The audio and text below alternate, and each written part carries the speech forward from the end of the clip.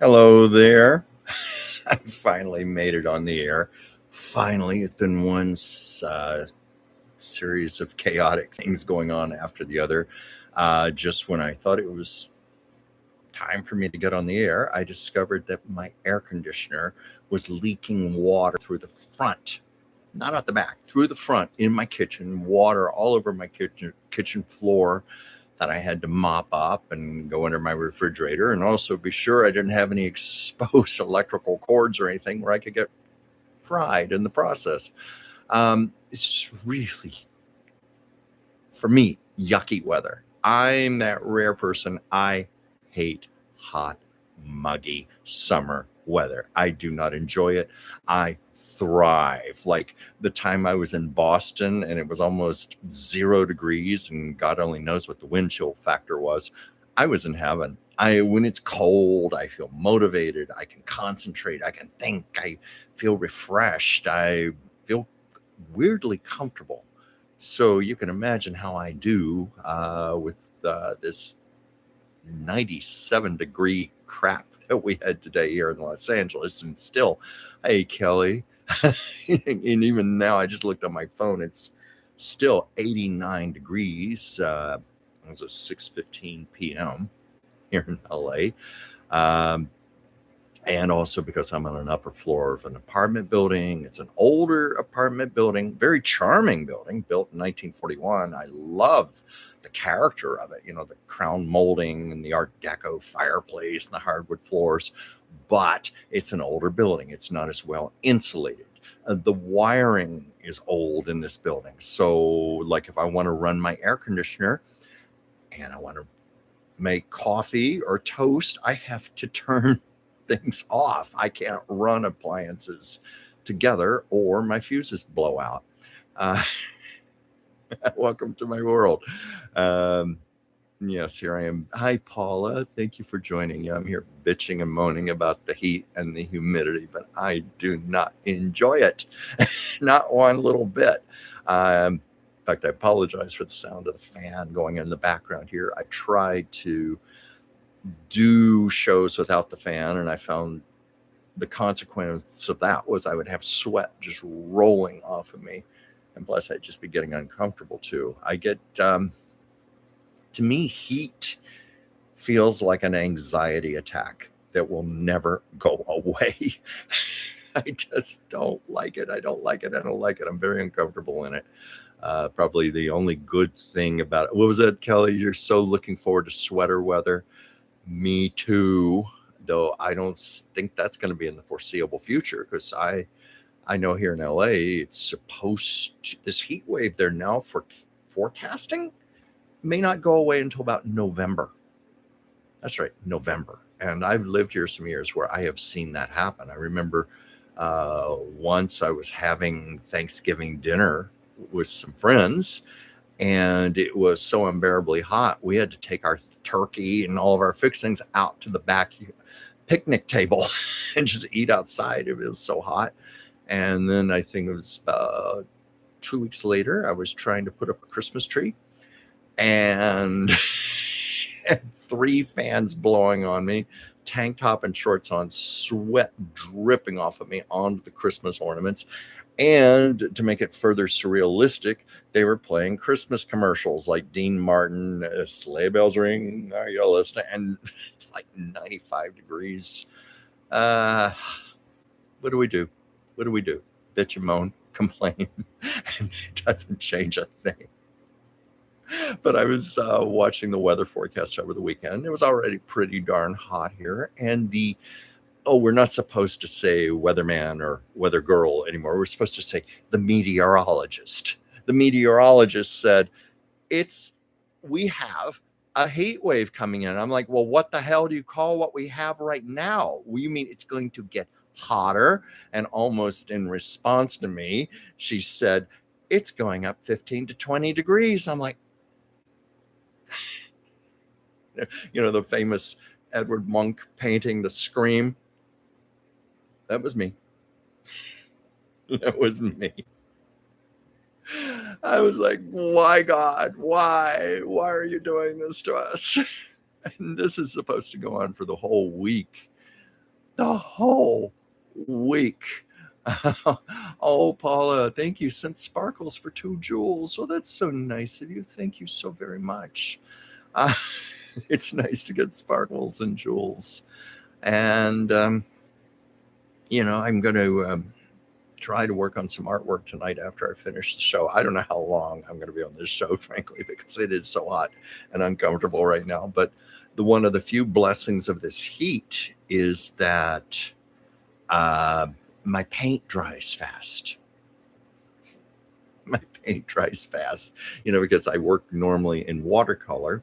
And if any of you have seen any of my videos where I show how I create my portraits, which are, of course, are time lapsed and edited, I work by putting down very thin, translucent layers of watercolor, and then that has to dry before you put the next one on. Well, normally I cheat and get the hair dryer out, dry in about 30 seconds, and then go on the next layer. Well, I find it when it's God forsaken hot like this, my paint dries on its own just fine.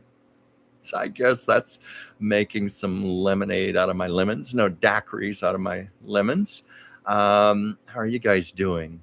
Anything out of the ordinary? Anything new? Anything you'd like to talk about? I wanted to wait till I got some more people on here, but then maybe other people are shying away because of the heat as well. I don't know what it's like in other parts of the country. I've been looking at my phone.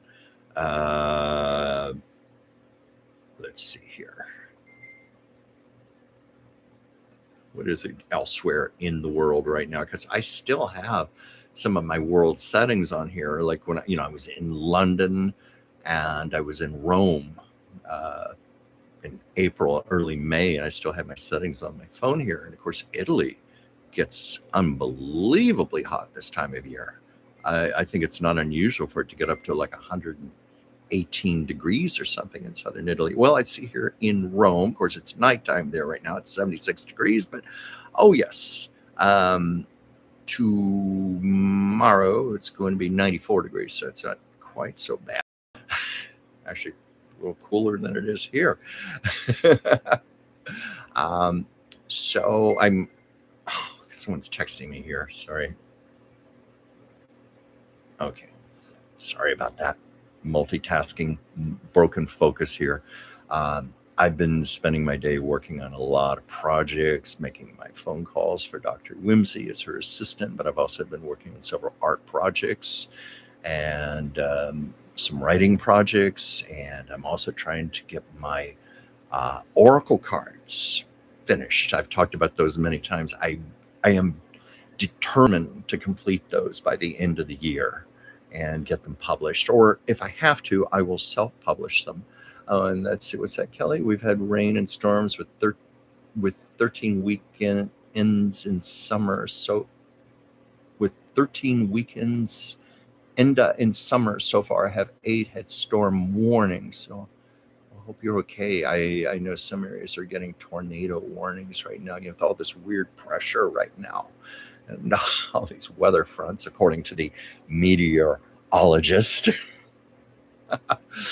I just want it to be cool. I'm doing things like sticking my head in my freezer right now. I have an air conditioner, but it's just not cutting it. Just not cutting it. And as I said, it's leaking water on the floor right now. I think because I am pumping it so hard and because there is just an unbelievable amount of humidity in the air right now. I don't know. Maybe a dehumidifier would help me. Maybe you guys know anything about dehumidifiers? I've had it suggested to me. I just don't know if it's worth the investment or not. And Sherry, hi. Hot in Daytona. That's right. And you've got the humidity there also. Hi, Chris. Thank you for joining. Well, I am getting some people here. I didn't want to launch into all my stories and stuff. I had more of an audience, but I guess I have enough people here. Might as well tell my weekly Lucille Ball story because it is the upcoming 75th anniversary of I Love Lucy. And this, of course, is my painting of Lucille Ball. It's one of the few things that I actually put on my wall because I don't like putting out my artwork.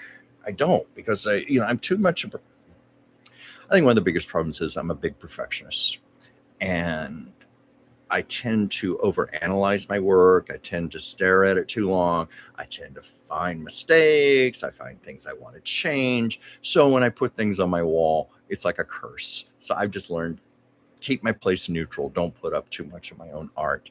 But wow, in the 70s and nippy where you are, Chris. Oh, I would trade places with you. I would so trade places with you. It is miserable here. I have the fan going, air conditioning. It got up to 98 degrees today.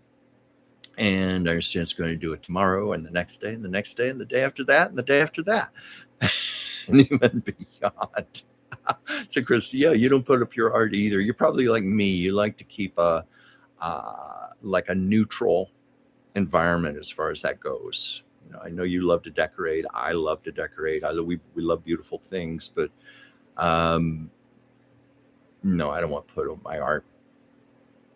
I don't. In fact, I don't have a lot of original art in my home. I have this painting here I showed you, and my friend Dave Woodman, who used to be an animator at Walt Disney, he once honored me with a caricature of me done in his Disney style. You know, he worked on Beauty and the Beast and Little Mermaid and Aladdin. So I have that up. And then there is one piece I have, and it's actually by a very famous artist, believe it or not. Only he's not known as an artist, but he is famous. I own a drawing, a little ballpoint pen drawing that James Dean did, and it's absolutely authentic. It was authenticated by the curator of the James Dean Museum in Fairmount, Indiana. But furthermore, when I was in Fairmount, Indiana, I got to talk to him, and he said, "Oh, that's absolutely authentic what you have." And he was explaining to me that a few drawings they did auction off to raise funds for the museum. And this was part of a series of little just things done on scraps of paper with a ballpoint pen when James Dean was romantically involved with Geraldine Page. And that's true. Geraldine Page's daughter confirmed they definitely had an affair. In fact, Geraldine Page went so far as to call Jimmy Dean the great love of her life. But anyway, she had about 27 of these little drawings, little tiny drawings. And the daughter of Geraldine Page donated them to the James Dean Museum. And hence, they went on the auction block, and I was lucky enough to get one a number of years ago. So that's like my one piece of art in my home, but it's by someone iconic and very, very famous. I wish I could say that about my work. I'm working on it. I'm trying to become iconic and famous. I mean, I've come close a few times. It's kind of in a kind of sort of roundabout way. I have my artwork in James Dean's hometown, Fairmount, Indiana, and also I was commissioned to do portraits of the Ball family. Yes, the Ball family, as in Lucille Ball's childhood home in Celeron, New York. Those are on permanent display and have been published in some things. But no, I wouldn't call myself iconic. I'm trying. But anyway, I promote my art on shows like this and the shows I do with Dr. Whimsy. And anyway, I held up the painting of Lucille Ball to go with the story. It's the 75th anniversary of I Love Lucy is coming up, October 15th. In fact, September 8th will be the 75th anniversary of the first filming, the filming of the first episode. And I have been lucky to be on that soundstage. Very lucky to be on that soundstage. In fact, almost got arrested. No, I'm kidding there, but well, I don't know. It was the day, it was September 8th, 2001. They put a plaque on the front of the soundstage, and I was lucky enough to get invited to the ceremony.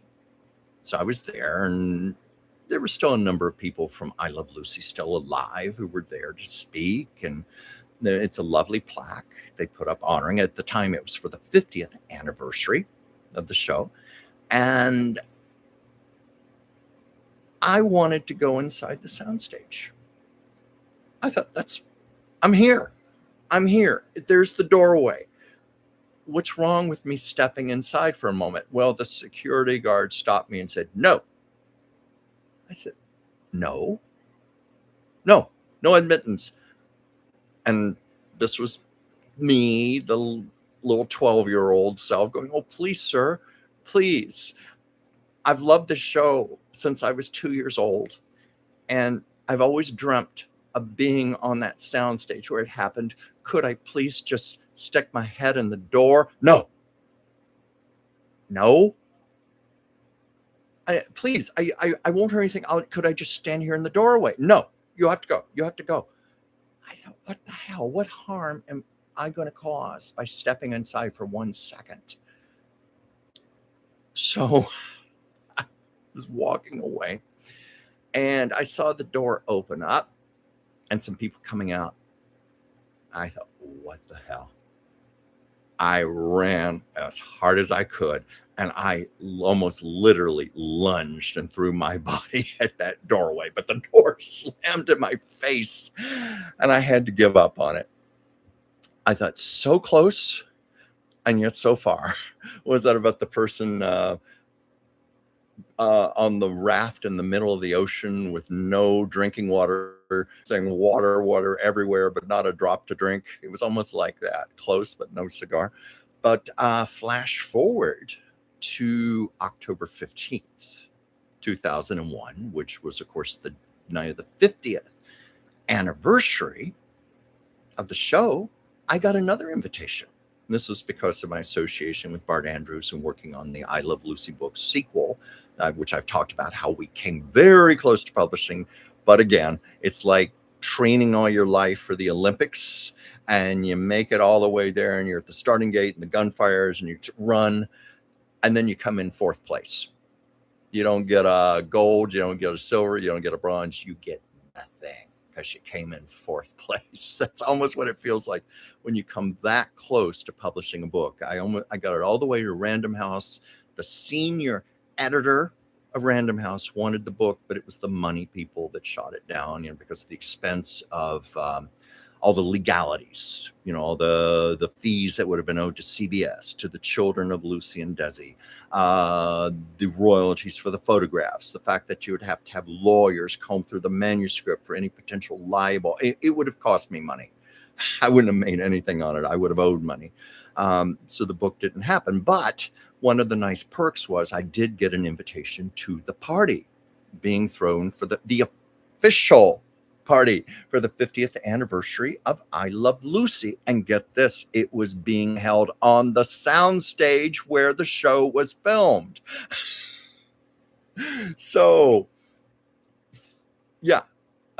September 8th, I had the door slammed in my face, literally.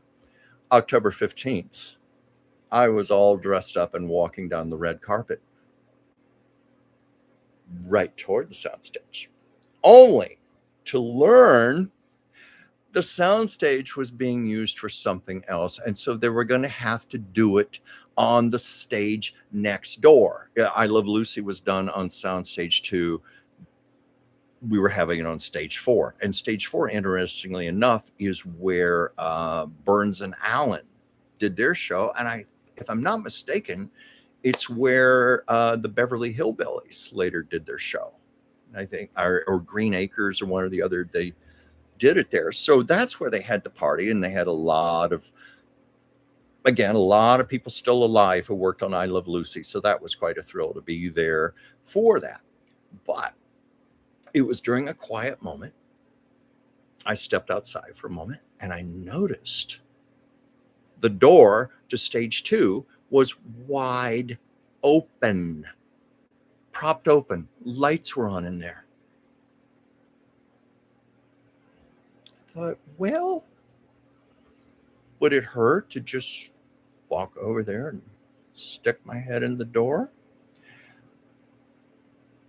This time, nobody stopped me. And I stepped in the door. There was nobody in there. The whole soundstage was completely empty. But it was lit, but it was empty. There was nothing going on. And I had it all to myself. I stood on the I Love Lucy soundstage all by myself, and because I had researched it so well, I knew, how the sets were positioned and where they were and where the audience bleachers used to be. I knew how the set for the Tropicana nightclub was angled onto its side to the far right, and in the middle, the bedroom, the living room, the kitchen sets of the Ricardo apartment. And I also knew that when Lucy did her Vitamita Vegemin routine, and I'm sure you all know this too, you've watched the show enough times to know they put up flats in front of the living room, and then they had the Vitamita Vegemin set. So I pretty much could estimate the number of steps outward based on the room for the cameras and the bleachers, because it was a tiny, tiny soundstage. You'd be shocked how little the I Love Lucy soundstage was. But I was able to pretty much estimate the precise spot where Lucy stood with, "Hello, friends. I'm your Vitamita Vegemin girl. Are you tired, run down, and listless?" And I thought, oh my God, I'm standing on ground zero where it happened. Now, I know a lot of people that's not going to mean diddly squat to, but to a big I Love Lucy fan like myself, that meant the world. That's one of the greatest memories of my life. But I was, anyway, I'll tell more about that on other shows, because I thought it'd be fun to do stories leading up to the 75th anniversary of I Love Lucy. And of course, as I was showing my painting of quite possibly the most famous redhead in the world. I mean, few would argue with that. She was probably the most famous redhead who ever lived. And of course, she was not a natural redhead. And some people don't know that. I mean, they certainly made enough jokes about it on I Love Lucy, The Lucy Show, others. Lucy was very open about it, almost to the point of self-deprecation, talking about her dyed red hair. But this is an interesting story, and I've actually had the story verified straight from the source. Because it sounds like one of those things you would make up. Lucy, she came to Metro-Goldwyn-Mayer Studios in the summer of 1942. She had been at RKO for 7 years, had finished out her contract, and she had reached a point where other studios wanted her. And MGM at that time was extremely prestigious, and it was well known for its musicals. And believe it or not, Lucille Ball aspired to be a musical star. And in those days, she was a good dancer, and she could carry a tune. She sang badly on purpose for her sake of comedy on her shows, but she could carry a tune. But she was also mostly dubbed. In those days, it was much more acceptable to dub an actress's singing voice. So she just figured she was made for it. MGM wanted to reinvent Lucy. They wanted to give her a whole new image. And it was head of hairdressing, Sidney Gilleroff, who came up with the idea. Let's make Miss Ball a redhead. And Lucy actually was not too thrilled about the idea. She talked about this in her autobiography. She even admitted that she hated the hair color initially. She thought it looked like the color of a piece of fruit hanging on a tree at first. In fact, I think Sidney Gilleroff dubbed the color of her hair Tango Red. Tango Red.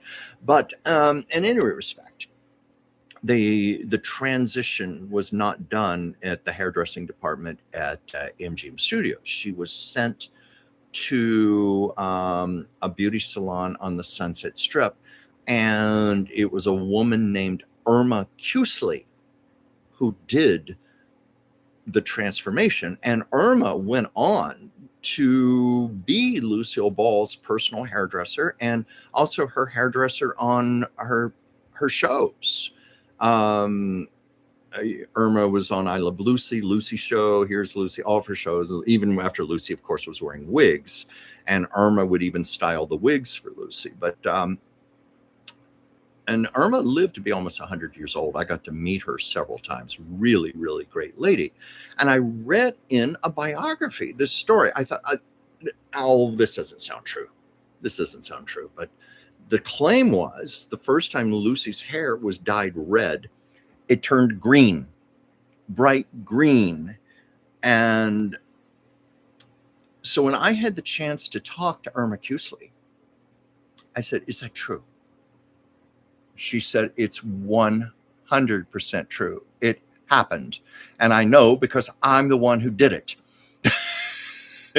And it turned out, I think because Lucy's hair had already been so over processed, it had been permed, it had been bleached for years, all sorts of chemicals already in her hair. There was like a riot of alchemy already going on. So that Hannah rinse and whatever else they did, I think was the straw that broke the camel's back. It had a very bad alchemy, a chemical reaction in her hair, and it turned green.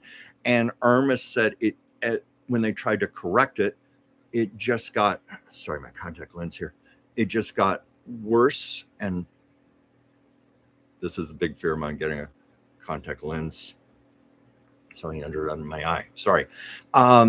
She said as they tried to correct it, it got worse and worse. It got more green. And it finally, 5 hours later, they got Lucy's hair red. But Lucy was furious. She was crying. And according to Irma, swearing a blue streak. So we had all kinds of colors here, green, red, blue. But she said Lucy was swearing a blue streak and crying hysterically, and just grabbed her purse, paid, and ran out the door, traumatized. So that's the story of the very first time Lucille Ball became a redhead. It was not without some birthing pains. But I thought I'd share that story with you if you didn't know that. And let me get to my comments here, see if anybody has anything they would like to say or they would like to ask. Yeah, let's see. Let me go back. Okay, I hope I've said hello to everyone. Kelly, Paula, Sherry, and of course my friend Chris is here, and Imhurst. Hi there, how you doing? Sister Wolf, Pat Sparrow, Rockin' Pony Lady. I love your name. Andy. Hi, Andy. Thanks for joining.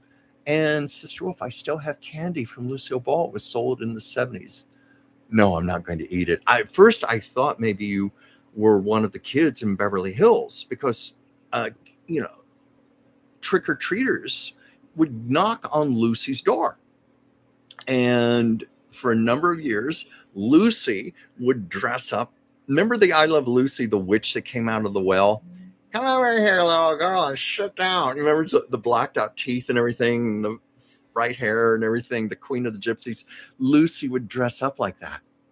Or she would just be a flat out witch. But she loved doing it. She'd come to the door and hand out candy to the children. That's why I thought maybe that's what you meant. And you said, I still have candy from Lucille Ball. Rockin' Pony Lady, was Lucy a natural blonde? No, she was about as brunette as it can get. Actually, according to Lucy, her hair was sort of like a dark auburn brown. She was talking about her autobiography. Even then, her hair wanted to be red, but no, she had naturally dark hair. Now, there was a period during the early 30s.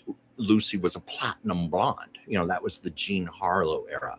That white bluish blonde, which was very much in style, but also probably rendered a lot of women bald. Very, very hard to bleach your hair like that and still keep a hair on your head. I understand even Jean Harlow. So sorry, I've got something in my eye. Contact lenses. She had to start wearing wigs in her movies because her hair was so seriously damaged from the all the bleaching.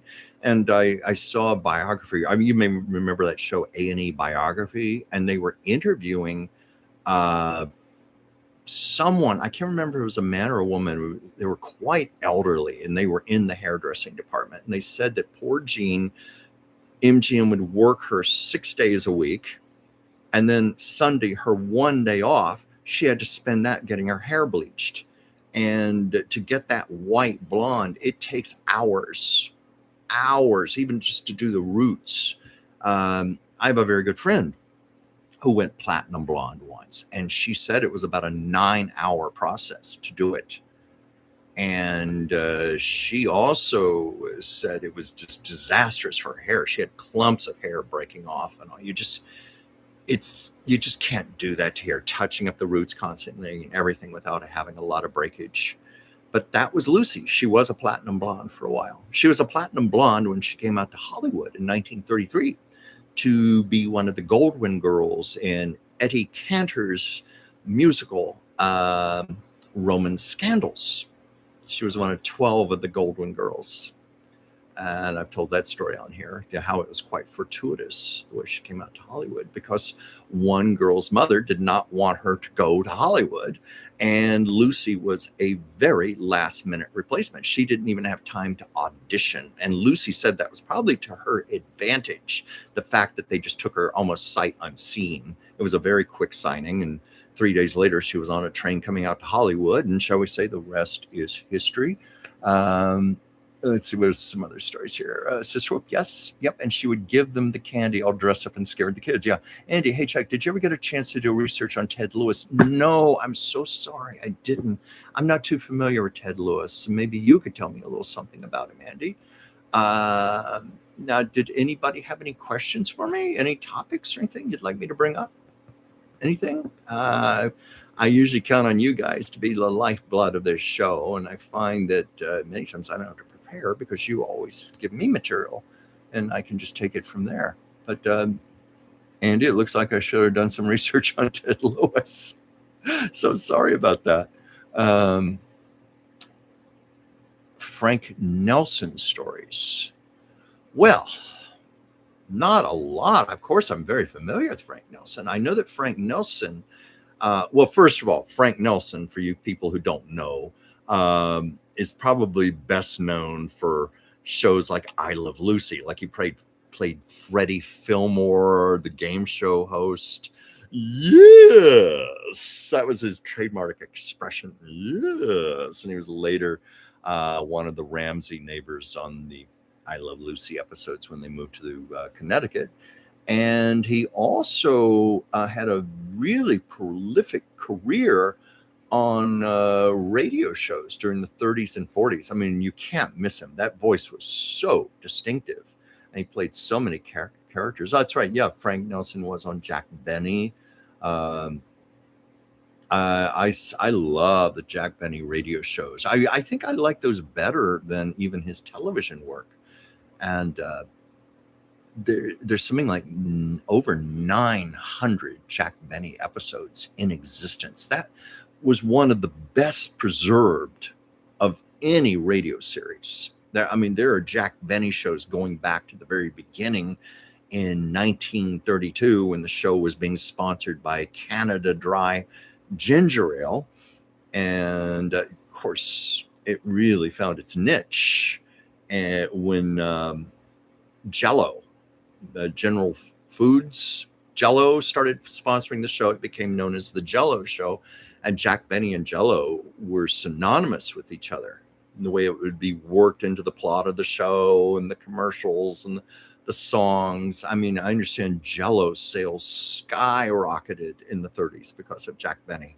It was one of the first real examples of the power of advertising through a broadcast medium. Because it was really even the radio had started in the 20s. It was really around 1936 or so that it started to hit its stride. That's when they had developed means to do coast to coast broadcasting. That opened up a lot of possibilities. But the Jack Benny show, Jack Benny had every single broadcast transcribed, meaning like a lacquer disc where it would be recorded off of a radio, a high quality transcription disc. And he kept every single one of those. And that's why today, if you go on the internet or if you purchase MP3s or CDs, or used to be you get them on cassettes, but there's just such a huge amount of Jack Benny shows. There's almost nothing that has ever been lost, and I love them. I have them. I know I could just get them off the internet, but I've had them for a long time on a flash drive, an MP3 flash drive. Well, I think I've got one that holds 32 gigabytes, and I was able to get all the Jack Benny shows on there, plus a lot of other old-time radio shows. They're a lot of fun. I enjoy them. For me, it's a nostalgia walk. I love the 30s and 40s. I love that era.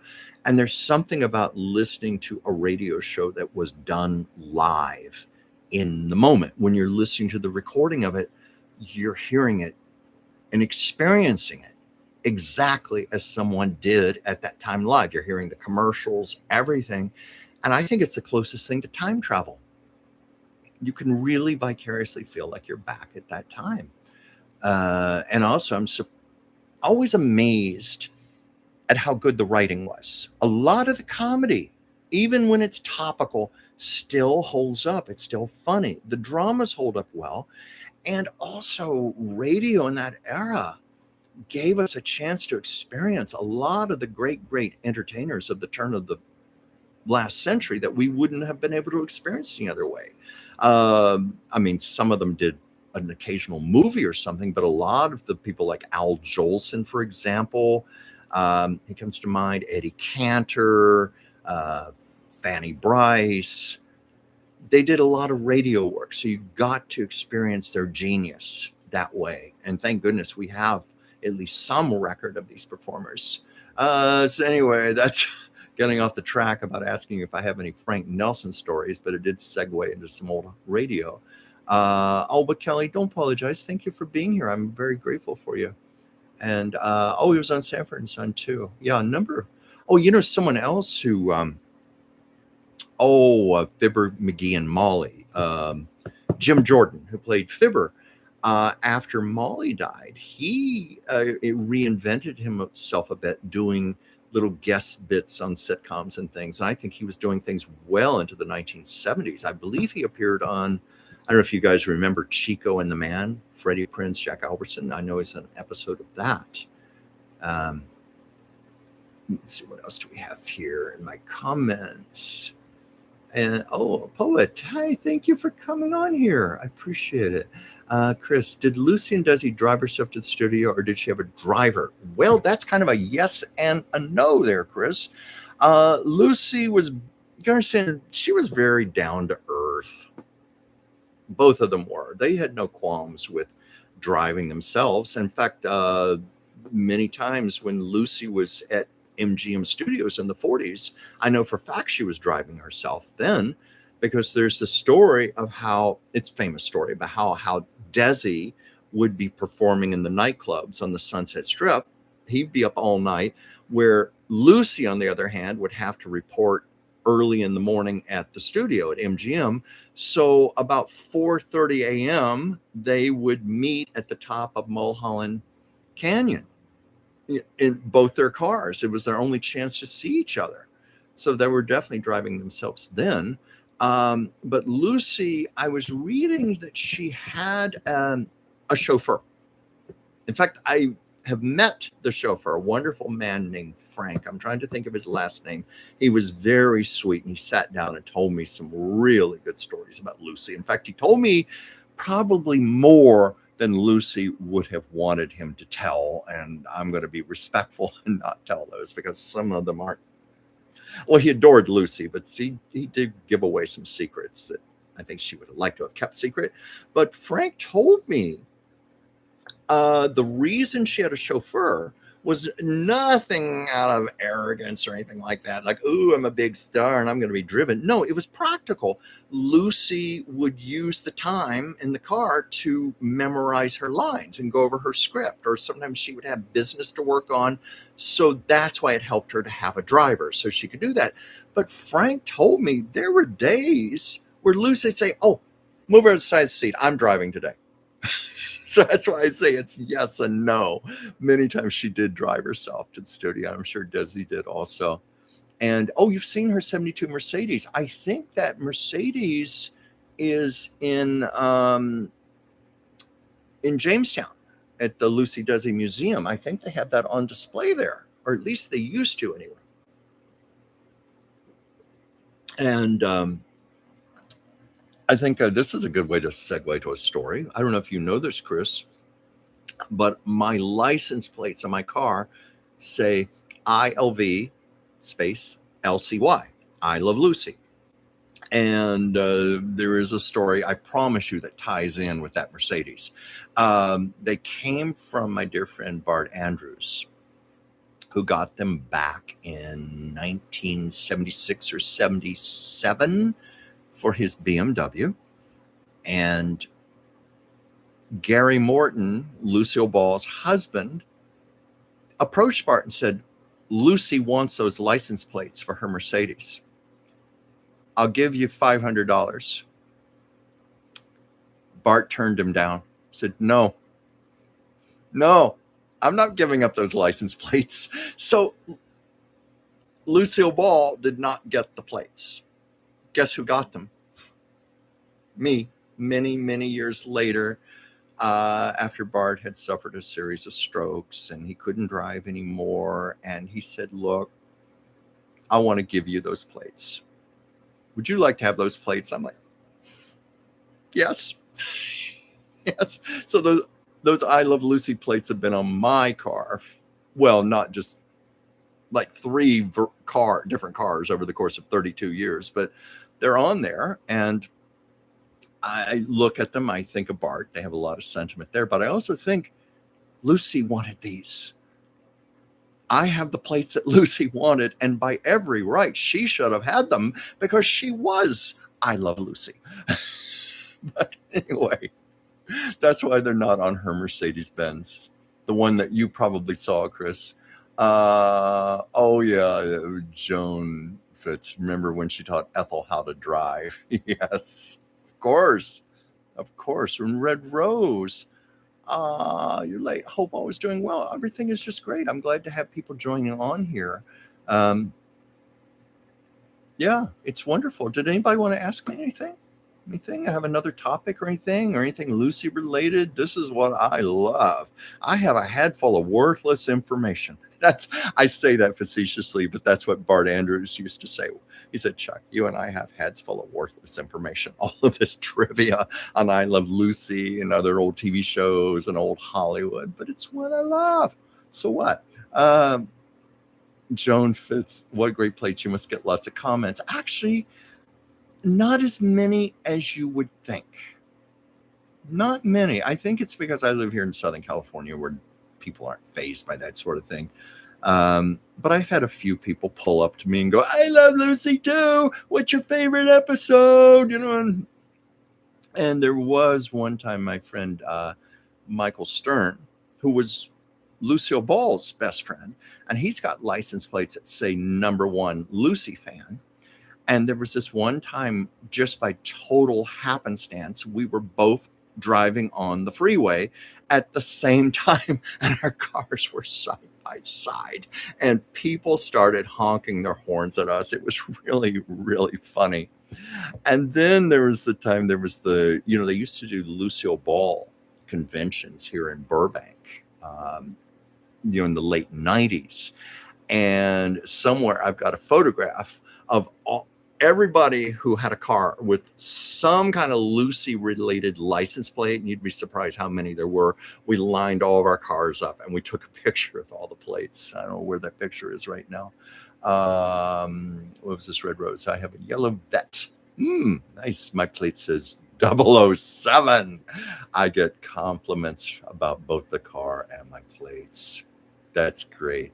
I think it's just where I live, in a celebrity oriented city and show business and stuff. People just don't care as much. I thought I would get more response. Now, I did have someone try to steal my plates once. They didn't succeed.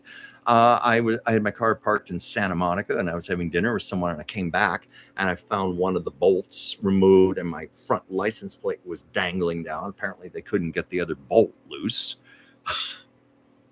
I'm glad they didn't. I mean, I know I could replace the plates. I have them registered here in California, but it's just the fact they're the original plates that were on Bart's car, the original plates that Lucy wanted.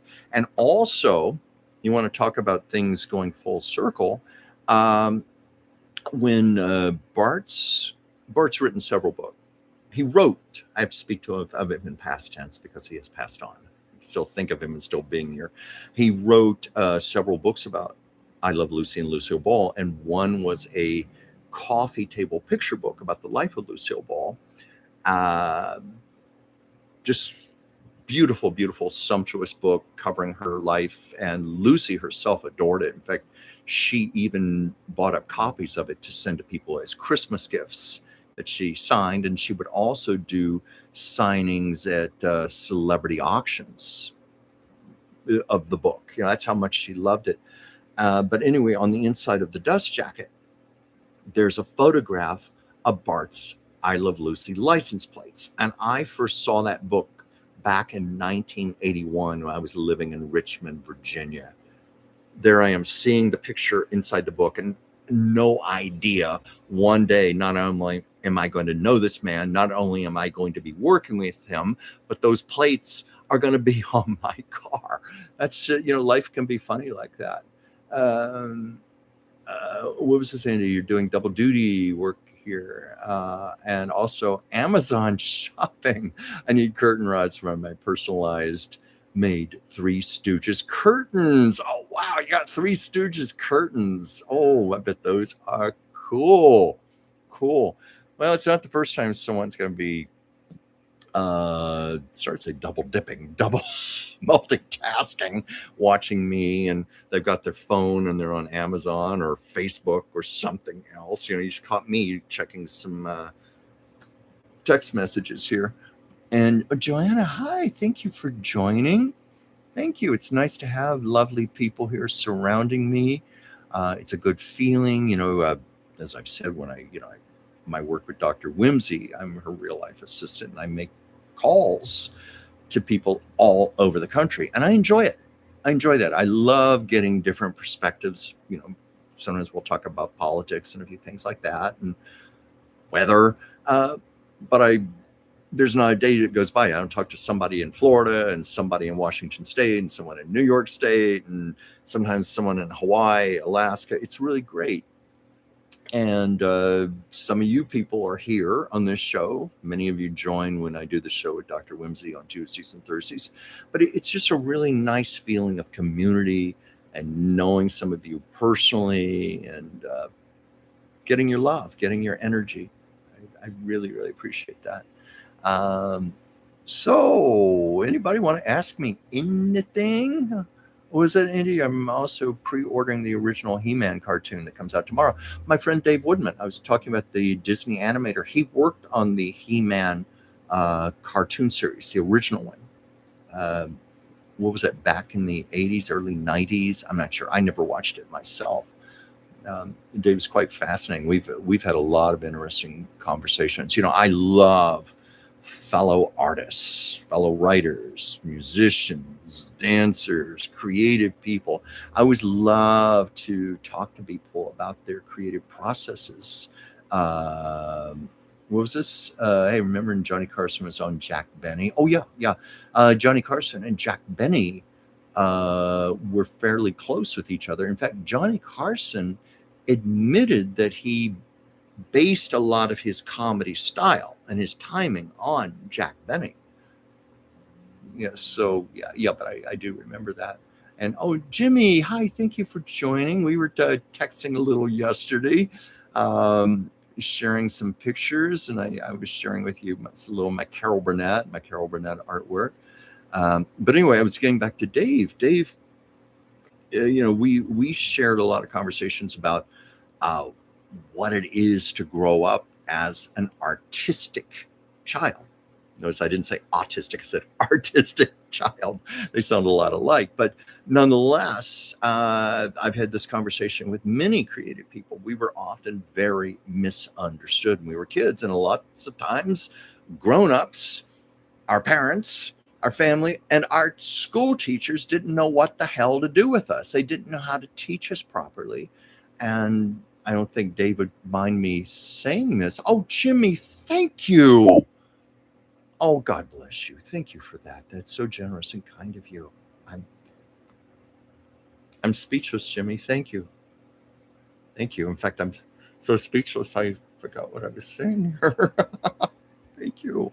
Um, but I was just saying, yeah, but as artistic children, we're often misunderstood because we just perceive the world differently. And we, as children, we don't have the tools to fully recognize that. Oh, Jimmy, thank you. Um, God bless you. Um,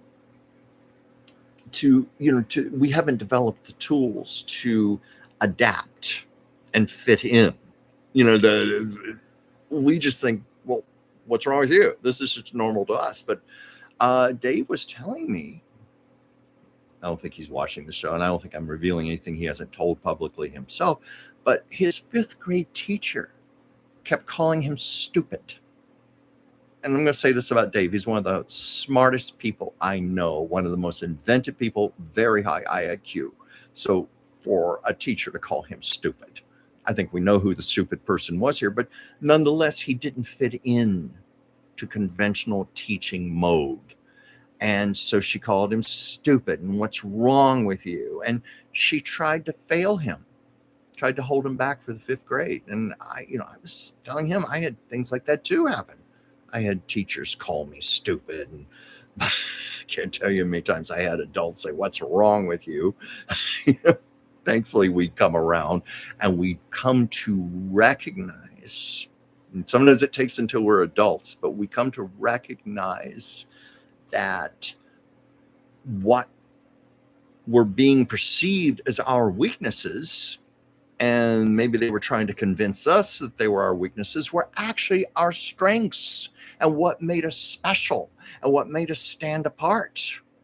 And I'm like, thank God I held on to my differences, and I just got used to being called weird or stupid or what's wrong with you or whatever.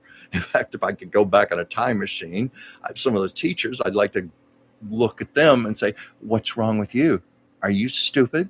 You don't know how to teach a gifted child properly? But anyway, did I say gifted child? I still feel weird saying that, but I use that term for any talented child, anybody who's good at writing or art or music or dance. We are gifted children. We've become hopefully gifted adults, and we then take our gifts and we share them with the world, and we give of those gifts. Rock and Pony Lady. Yes, some teachers can be control freaks. I can think of a few right there. Oh, do I have stories? And I've told stories, but maybe I won't go into it here. Well, I have a friend who was in Home Depot over the weekend. And of course, they have all of the Halloween decorations out now, and probably the Christmas decorations too. And he sent me a video of these electric, what do you call them? Animatronic figures, like life size, that you can put in your front yard. Like there was a winged monkey from the Wizard of Oz, with the eyes flashing and the wings moving and what have you. But there was another one, a wicked witch with a animated rattlesnake in her hand. The snake's wiggling around, and I could not resist on Facebook typing, "Oh, look, there's my fifth grade teacher." Oh, I tend to vilify my fifth grade teacher too much, but She was a psychopath. I watched The Wizard of Oz, and every time I see Margaret Hamilton, I can't help but think, oh, there she is. They just painted her green and dressed her in black. The only difference was the Wicked Witch had a warmer personality. Enough of that. I shouldn't say more. It'd be very ungracious of me. Jimmy, my second grade report card advised my parents that Jimmy is an excellent student, but he seems a little effeminate. Oh my God. Oh my God. A teacher trying to do something like that today? That's horrible. I'm sorry, Jimmy. Well, I don't know. I don't know how that made you feel when you were a kid. But still, what an ignorant ass comment to make. But it's that era, and we know what it was like to grow up in small towns in the South. Also, not that I'm denigrating Southern towns, but nonetheless, there seems to be more an emphasis on boys being tough and hand them a hunting rifle and get out and shoot things and go play football and don't you dare think of crying. I mean, I grew up in that kind of environment, so that's what I mean by that. I'm not being derogatory towards small Southern towns. Please, you have to be careful what you say on shows like this, because I never mean harm toward anyone.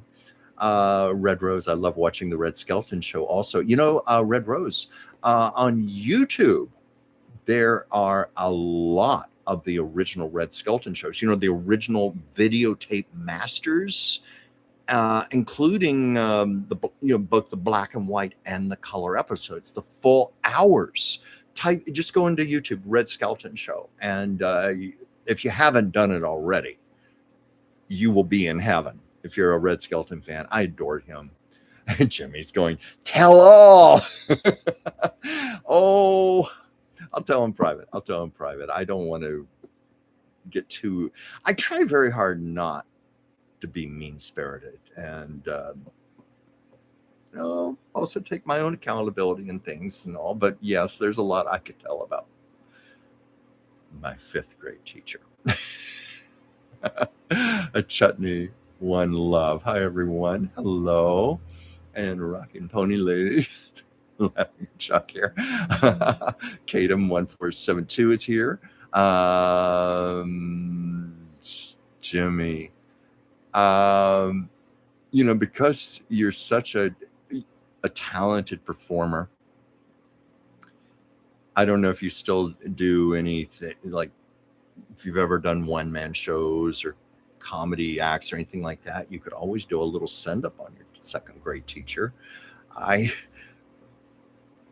How did I get on this topic here? I did that once.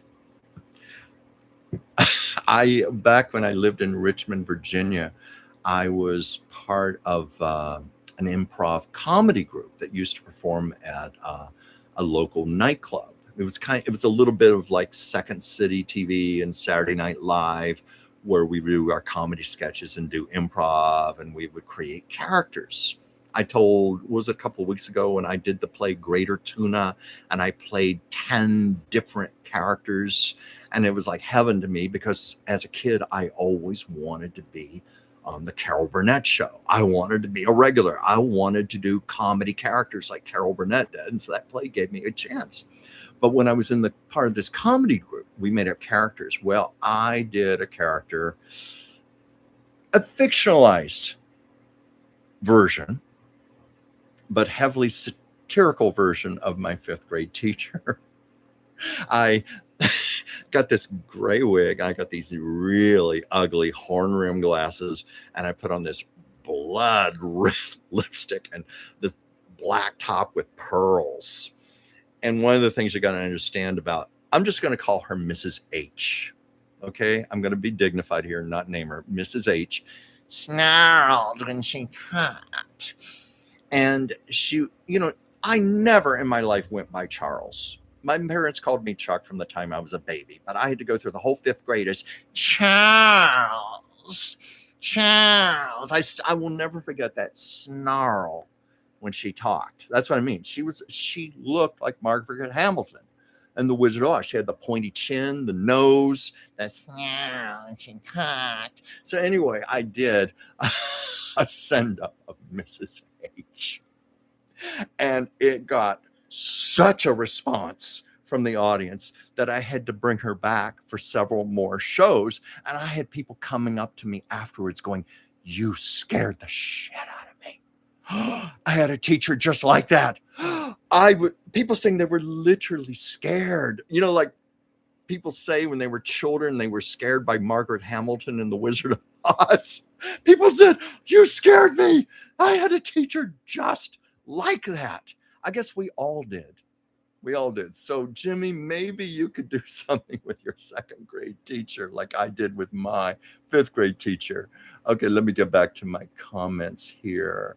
Oh my God, I hope people don't think I'm too bad here. Hey, Stephanie, thank you for joining. And Tammy, oh, I love you. We exchanged some messages today. I don't want to talk about your personal stuff too much, but I hope it's okay to mention that, I, of course, lost my beloved Sasha 1 month ago yesterday. 1 month, and I've talked about that many times on here on the show. And of course, Tammy, you lost your beloved little dog Zeus. We both had to help our pets over to the rainbow side. And for me, it was especially difficult because I had never euthanized a pet before. And I stayed with her to the very end because I once read an article from a veterinarian who said, if you're going to euthanize your dog or cat, stay with them. He said that many times people could not bear to be with the pet when it was being done. And that I certainly can understand. But he said that the dogs and cats in their last minute would, "Where are you? Where are you? Why aren't you here with me? Why aren't you here with me?" He said, please be with your pet to the end. It's so comforting to them when they're going. So I stayed with my Sasha to the very end when they did it. It was very peaceful. It was very humane. And yes, I cried. I cried a lot. I even closed her little eyes. And they took her away. And of course, Tammy, my heart goes out to you for what you've had to go through yourself with Zeus. And, I certainly understand you never want to talk about it, but I'm with you in heart and soul. We're going through this one together. It's a little more recent, but even after a month, it's going to take me quite a while to get through this. I loved my Sasha, and you loved your Zeus. Anyway, my heart goes out to you. And Stephanie, congratulations on all the accolades you are getting for your film Hero Without the O. It's a short film. Stephanie has proven herself to be a gifted filmmaker, and she is winning a slew of awards for this short film. And Stephanie, I don't know if you've had your online screening yet, but let us know, and I will be sure to plug it here for you. And anyway, I send my love. Chuck, can we talk about the passing of Shelley Fabares, who was on Coach in the Donna Reed show? I don't know if you spelled her name right either, but I think you came close enough to it. And of course, Shelley Fabares was the niece of Nanette Fabares. She was on the Donna Reed show. No, I was not old enough for the Donna Reed show, but I've watched the reruns. So she played the daughter on there, and she was on there for 8 seasons. I forgot that Shelley Fabares even had a recording career. She had a #1 record. And of course, she did other shows like Coach. She was married to Mike Farrell, who played BJ Honeycutt on MASH. So they understand they had been married since 1984. They had a good marriage. And Shelley Fabares was in her early 80s. I think where I remember her best is from that show Coach. I loved Coach, and sometimes the reruns will turn up on some of the streaming channels. In fact, one of the funniest episodes I've ever seen of any sitcom in my life, and you're talking about the hardcore I Love Lucy fan here and the Carol Burnett show fan here, but I swear this was one of the funniest individual shows I've ever seen. It was when coach. What was his name? Hayden, I think. Anyway, Craig T. Nelson's character, Coach. He and Shelley Fabre's character were getting married, and she had this gorgeous custom wedding gown made. I think they set up the premise in the show that she had spent weeks and weeks getting fitted for this exquisite wedding gown.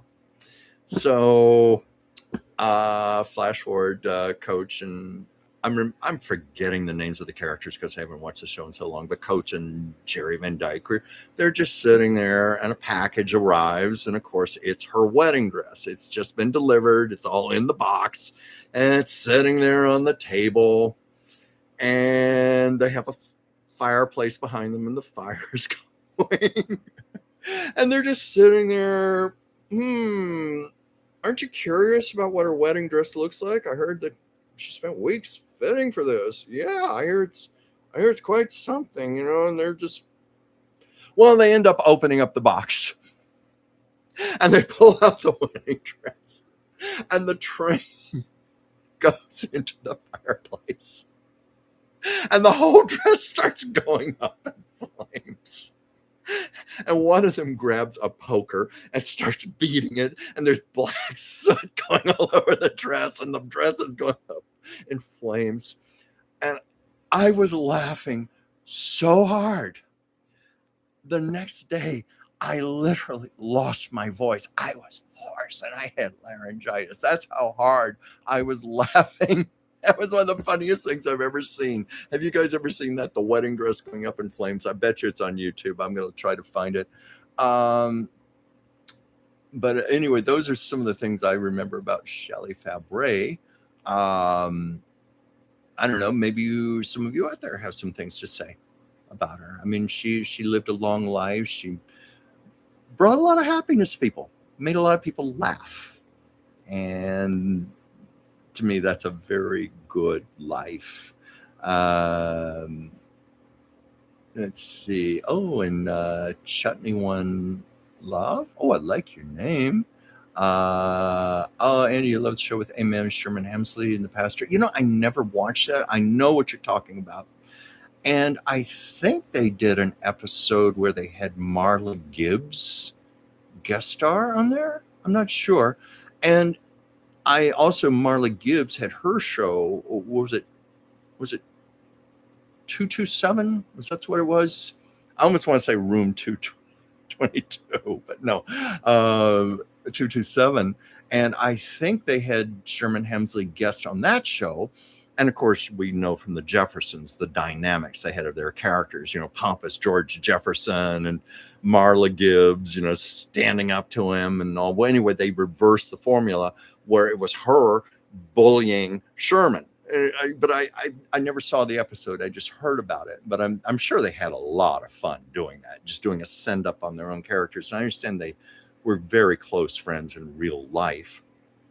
And I even saw an interview with Marla Gibbs once talking about Sherman. She said that he was not George Jefferson. He is in real life. He was just a very sweet, kind, gentle, soft-spoken man. And she said it was sometimes very hard for him to play that arrogant, pompous character and say the things he did. And sometimes she said he would go to the writers and say, can't we please soften his character some? Can't we make him nicer to people? But obviously that's where the humor came from and the dynamics between himself and Marla Gibbs as Florence the maid.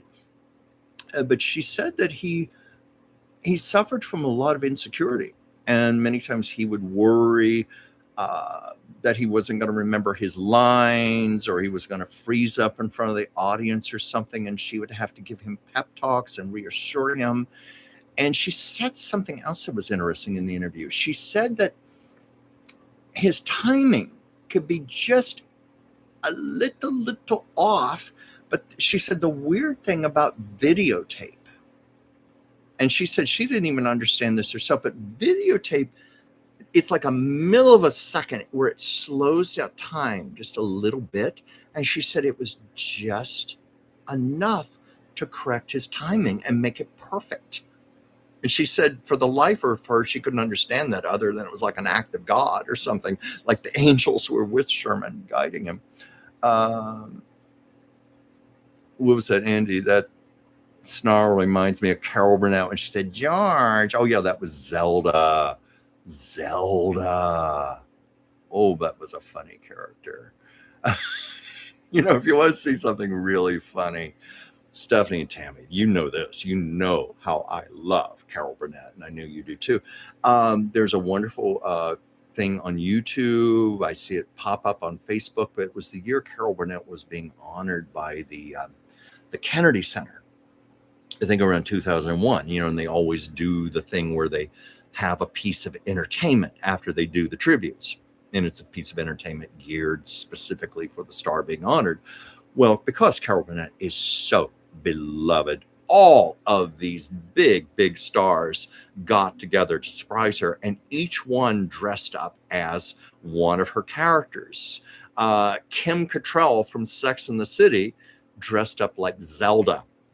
And one by one, they would come down the staircase. It was wonderful. Cheetah Rivera was Stella Toddler. Remember the 90-year-old acting teacher? And then Reba McEntire came down as Norma Desmond. And I think the best one of all, Julie Andrews' very best, Carol Burnett's best friend, Julie Andrews. Boy, can't talk here. Julie Andrews came out at the end as Scarlett O'Hara with the curtain rod stuck in the dress. We all know that famous dress that actually became more famous than the dress in Gone with the Wind. The curtain rod, remember, and Scarlett said, she was going to tear down the curtains and make a special dress. Jimmy Rat. And of course the Carol Burnett show, and they did the takeoff on Gone with the Wind. We know it so well when she rips down the drapes and goes, I have me a dress to make. And then she comes back later coming down the staircase with the curtain rod. And it's my understanding it got the longest laugh in the history of the Carol Burnett show. And then, of course, the wonderful line from Rhett Butler, played impeccably by Harvey Korman. Scarlett, that dress is wonderful. Where did you get that? Why, thank you, Red. I saw it in the window and couldn't resist it. So anyway, they had fun there. Let me get some other comments here. Going off on all kinds of tangents here. Yes, Chutney, one love. Marla Gibbs, I think, is 96 years old now. She's very much still around. And there was a few years ago, when Norman Lear was still alive. He lived to be 101. He and Jimmy Kimmel were doing live recreations of some of his iconic shows, like All in the Family and Good Times. And they did the Jeffersons. They recreated the first episode of the show. I think they had I could be wrong in this. I think they had Jamie Foxx, Academy Award winner Jamie Foxx, playing George Jefferson, and they had Wanda Sykes as Louise. But if you've ever seen that very first episode of The Jeffersons, it was about how they had just moved on up to that deluxe apartment in the sky high, beans don't burn in the kitchen, and George wanted Louise to get a maid, and she didn't want a maid. George, I don't need a maid. So anyway, at the end, Marla Gibbs, it was the first appearance of Marla Gibbs where she came on and did this whole thing about, oh, Mrs. Jefferson, I'll wash your windows every week. And she was playing herself up like she was going to be this perfect maid. Well, anyway, they did the recreation. And they did not announce this. It was a surprise. 90-something Marla Gibbs came out and recreated the role. Did the role exactly as she had done it. It's like close to 50 years earlier. And she was letter perfect and still had it. God bless that lady. I love Marla Gibbs. I'd love to meet her. Now, what Marla Gibbs and Jackée Harry. I think she's back to Jackée Harry now, but she for a time was Jackée. In fact, little story I know, I have a friend who was acquainted with her, and she won a Best Supporting Actress Emmy for that show. And he said Jackie kept that Emmy right square center on her coffee table where everyone was sure to see it. By contrast, I saw Megan Mullally being interviewed by Rosie O'Donnell a few nights ago on Jimmy Kimmel, and she was asked about her Emmys. She goes, "Oh, I keep them in my closet." Well, Jackie kept hers on the coffee table, but I got to meet Jackie once 4 years ago. She was a nice lady, very nice. I liked her a lot. But yeah, Jimmy, you're right. Yeah, Sherman Hemsley, according to Marla and others, was a very quiet, humble man, very, very sweet-natured.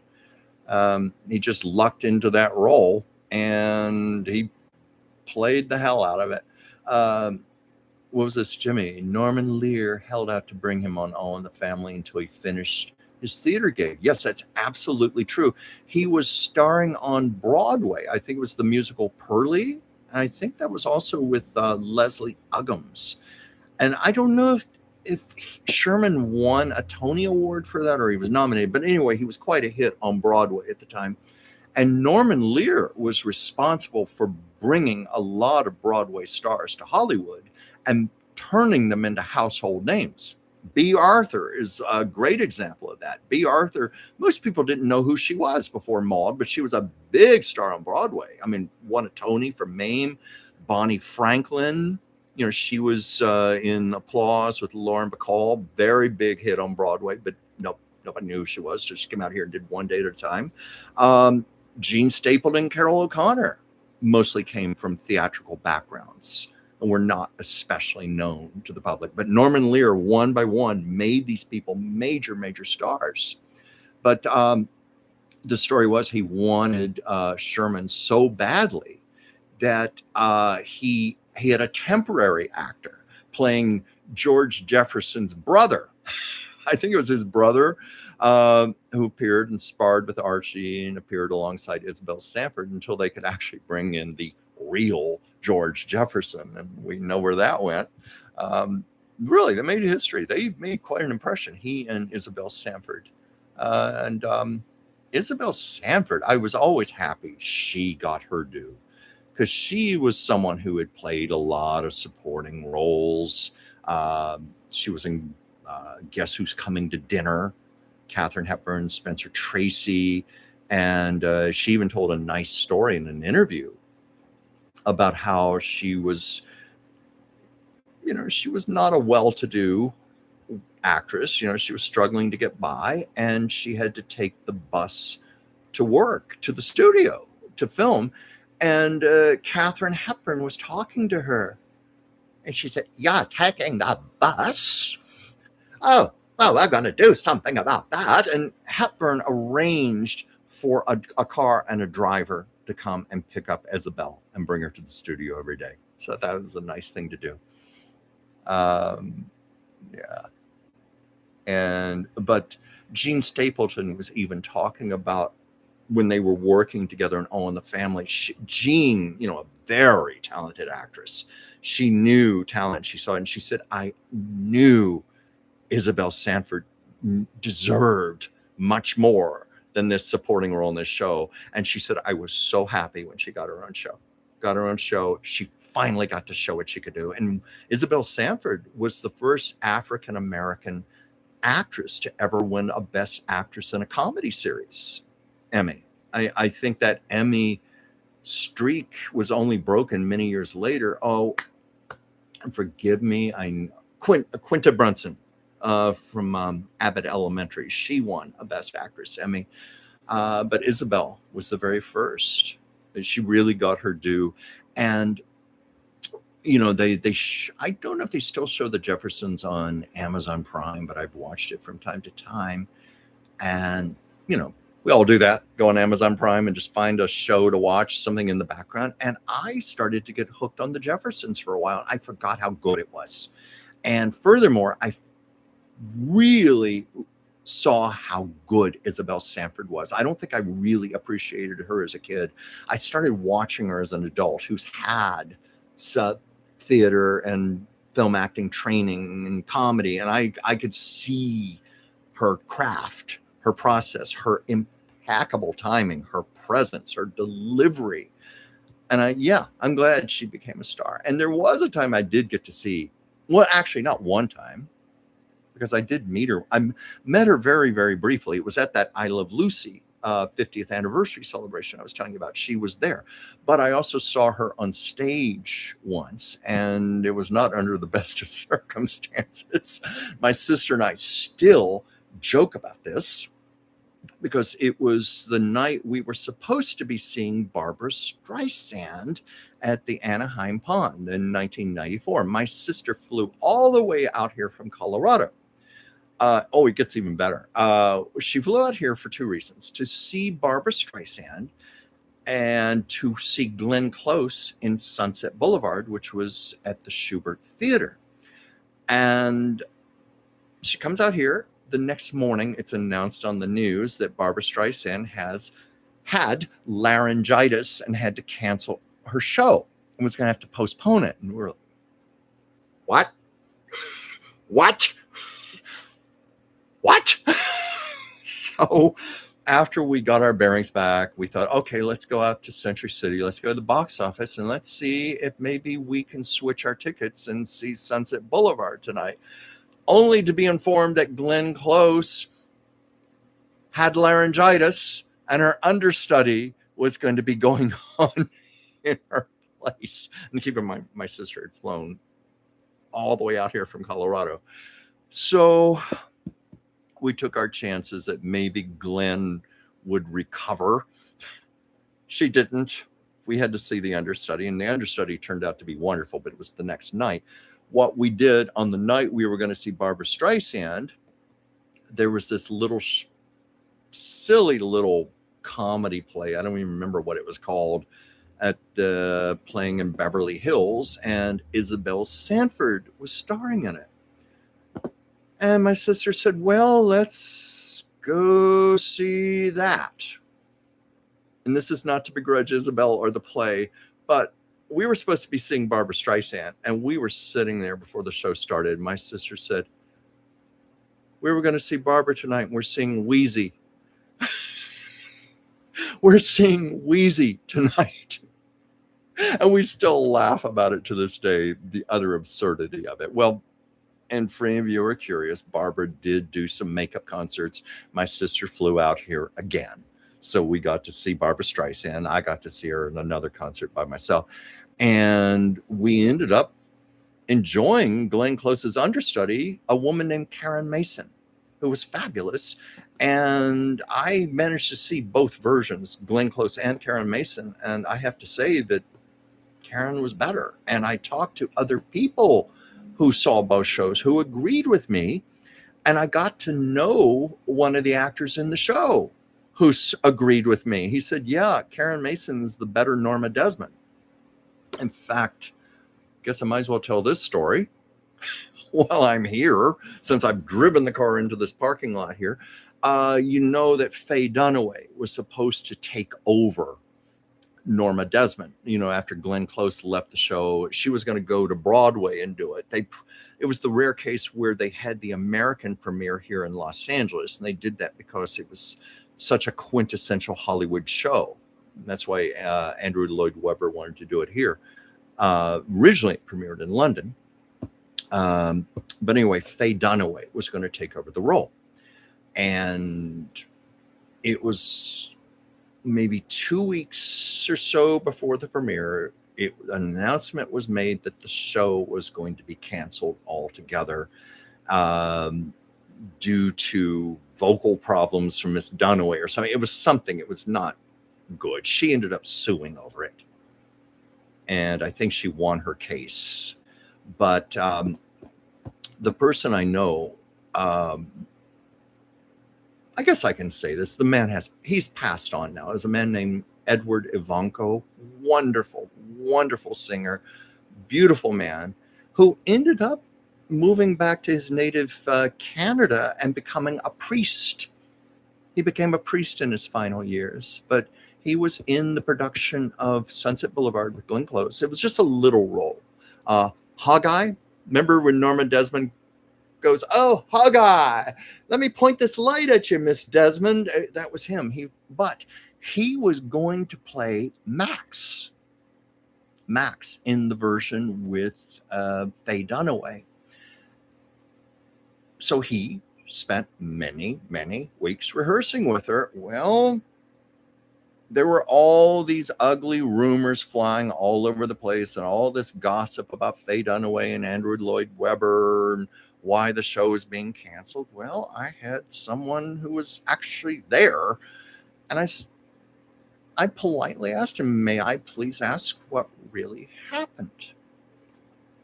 And he said, "Well, okay, I want you to know Faye Dunaway, acting wise, was extraordinary. She was going to be a much better Norma Desmond than Glenn Close. Her performance, acting wise, was just impeccable. And for the first 2 acts of the show, she could sing. She was able to handle that score, but it was such a complex score, very demanding. And keep in mind, people who do this have to do 8 performances a week. He said when they got, pardon me, because it was a 2-act play. I can't remember if it was 3 acts, 2 acts, but anyway, what I do remember was he said basically 2/3 through the show, she was just fine. It was that final third, her voice started giving out. Her voice would just completely give out, and she couldn't sing the remainder of the show, and they were having some real problems with that.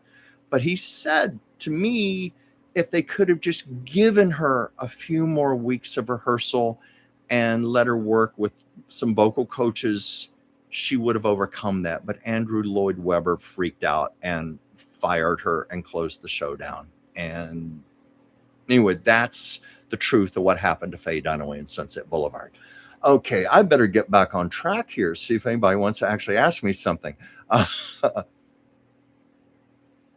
Oh, yeah, Andy. We were talking about Hayden Panettiere last week. That was terrible tragedy. And of course, things have come out about the boyfriend being there when she died. And her mother has given interviews saying that the family was not happy with the boyfriend. And there's a lot we still do not know. And I know the toxicology reports are going to take several weeks to do.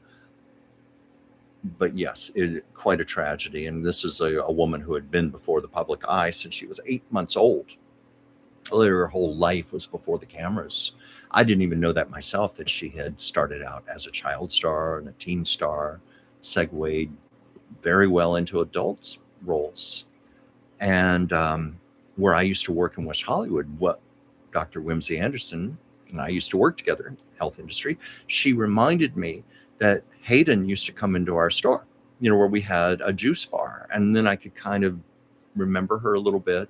Remember her just being very sweet, very unpretentious. That's mainly the surface memories I have of her.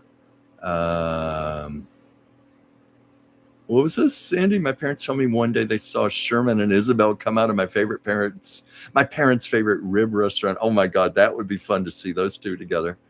I know they did a number of appearances after the Jeffersons ended. They even did some television commercials together. I think they did one for IHOP. And Tatum, Sherman was friends with the keyboardist from the Moody Blues. Oh, I didn't know that. Let me get back here. I'm so sorry. My scrolling just skipped on me. That's why I had to end your comment abruptly there. I've got to find my place again. I apologize. These are the pitfalls of doing a live show. Let me go back. Let me go back. Back to where I was. This weirdest thing. I went down just a little bit and I lost like 30 lines here. Okay, let me go back. Find my place again. Let me go back. Okay. Let me go back. Oh my gosh. Hope I'm not losing my audience here. Okay. Okay, about Shelley Fabre, we talked about that. We talked about Sherman Hemsley. And Jimmy, I was a star my freshman year at Booker T. Washington doing Eunice as a one-man show on stage, recorded the sketch on cassette tape from the TV and impersonated the voices, had it all. Oh, I'd like to hear some of that. I bet that'd be fun. I love the Eunice character. And I've told you that my mother was basically the real life Eunice. And I've met Carol Burnett 3 times, and I have told Carol Burnett my mother was the real life Eunice. And I'm not kidding. My mother had the Southern accent. She even had that hairdo with the curls on top and on the sides. How many women in the world had that hairdo except my mother and Eunice? It was really weird. It was like Carol Burnett was tapping into my mother's soul. And one of the things I told to Carol Burnett was, you really helped me survive a difficult childhood. My mother was a difficult woman, as you can imagine, having Eunice as your mother. And I said, you helped me to find humor and you helped me to laugh. And that went a long way when I was a kid. I really needed that. And it helped give me compassion for my mother. Carol Burnett seemed to really appreciate that. Let's see here. John, I had a dream last night of a crush and later a lover who was deceased. Was that a visit? What were we working out? Well, I devoutly believe that when we are in that dream state, that's where we are probably our most receptive. And many times, spirits of loved ones will use that as an opportunity to reach us and come through. So I think there's a very good likelihood that was them making a visit to you. And as far as what you were working out, that's a good question there. I'm glad I went back up on my comments here. I don't know if I can find anything here, what you were working out. You might, the first hit I'm getting is, I don't know if you do journal writing or meditation, but just put that question out there and see what your guides have to say to you. But what you were working out,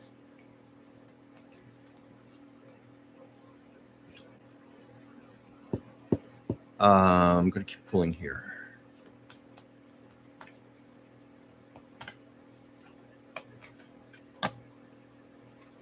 There's something about, I just pulled 2 cards here quickly. I got priorities. I got the priorities card and I got the card of rest and dove of peace.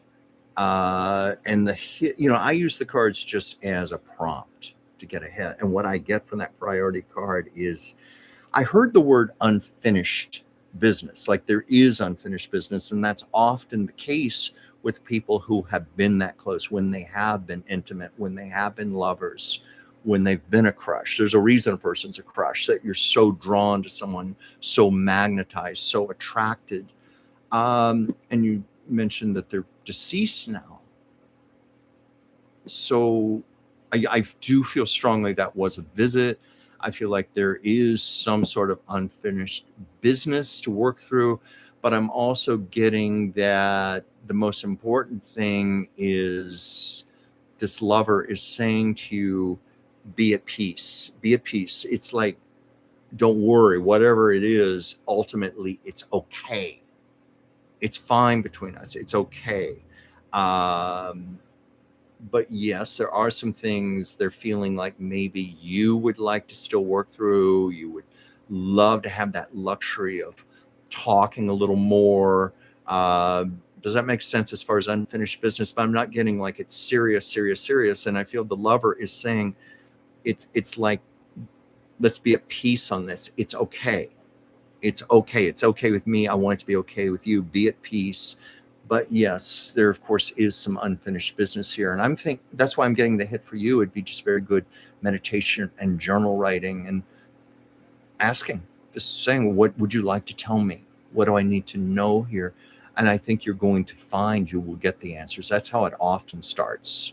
As I say, what I do is something I feel anybody out there can do. We all have the ability and we have our own methods. For me, I love to sit with pen and paper or with a keyboard because I can type as fast as I can think. It all depends how it's coming to me, but I like to have that luxury of fountain pen and paper because it slows me down and grounds me enough and puts me in a really good place for receiving.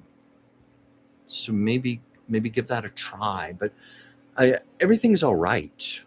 Just I feel almost like it's you. You want to ask a little more. There's like a little you're concerned about, but they're saying to you, it's okay. Whatever it is, it's fine.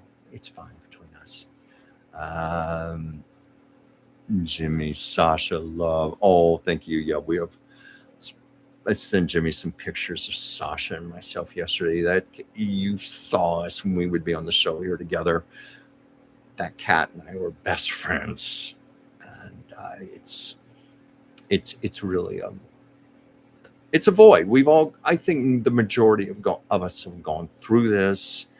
I'm grateful when people say, Chuck, get a grip, get over it. It's a cat. No, people understand. This is our family. This is a piece of our heart. This is a living being I shared my life with for 11 years. She slept on top of me at night. She was there in the morning. When I come in the door, she'd be there waiting for me. And this is a cat. I'm 6'2". My cat would jump up on my shoulder. Free will, just free standing, just jump off the floor and on my shoulder. And she would claim her dominance. Sasha was quite the alpha cat. And there'd be times I'd be in the kitchen making coffee or cooking something, and there she would be on my shoulder, or I'd be at I have this beautiful wood easel that my dear friend Stephanie gave me a few years ago. And Stephanie, if you're still watching, I love that easel and I use it all the time. Anyway, many times I'd be there painting. Sasha would be on my shoulder. I've got a picture somewhere I should show. I've got several pictures of her on my shoulder. Let me go through, see if I can do a comment here without it skipping on me. Imhurst, on top of everything. Oh, and of course, your cat, Bart. Imhurst, Chuck, on top of everything, Bart has diabetes. Oh, he needs insulin and injections every 12 hours after meals. I am so dearly sorry. But Imhurst, I know that devotion because I've been there. I didn't have to go through it so much with Sasha. Her passing was a lot quicker, but my last Siamese cat, who died 14 years ago, he had a form of cancer, and I was trying to keep him alive. And, Stephanie, you and I have talked about this, how sometimes we will keep a pet alive more for us than for them because they tell us when it's time to go. And I realized Charlie was telling me that, and I'm Imhurst, I'm not saying this about Bart. Please know that. I'm speaking of my personal experience. Please know that. But Charlie, I put him through a big surgery. Cost me a lot of money, and it really didn't do him much good and actually weakened him. But this is how devoted I was. I would come home on my lunch break from work just so I could put cat food in a blender and puree it and liquefy it, put it in a syringe, and then shoot it down his throat because he wasn't eating anymore. And I was force feeding him. But, even with Sasha, if it had come down to having given injections and medications, if the vet had told me there was a chance of saving her, I would have done the same thing too. I'm one of these people. I believe that when you get that cute little kitten or puppy, you make a commitment to them, through thick and thin, for better or for worse. You make a lifetime commitment to them because if you're lucky, they will get old one day. And often they will have health problems. I'm glad I had Trupanion this time. I did, I never needed once to use my pet insurance, but I'm always glad I did it. Because my last cat, I added it all up, and I figured I must have spent close to $9,000 on vet bills in his lifetime. And so when I got Sasha at 10 weeks, called up Trupanion and got her insured. And when I was at the vets and I was getting, I was discussing my options, and it appeared that euthanasia was going to be the way we were going to have to go, she was telling me about the things we could have done, like blood transfusions and chemotherapy. And Sasha would not have wanted me to have done that. I'm certain of it. But I did have guilt. Am I doing the right thing? Am I doing the right thing? You know, this is one of those decisions. There's obviously no turning back. And there was a while I was kicking myself thinking, well, should I, because Trupanion is 24 hours. Why didn't I get on the phone? Why didn't I call Trupanion? Would you cover all of this? Would this fall under her insurance policy and so forth? Talk to her, the vet. Should we have run more tests? Should we have done the treatments? And yeah, I was, you know, I was heartbroken on a number of levels, but I was also consumed with guilt. Like, did I let Sasha down? Did I make a mistake?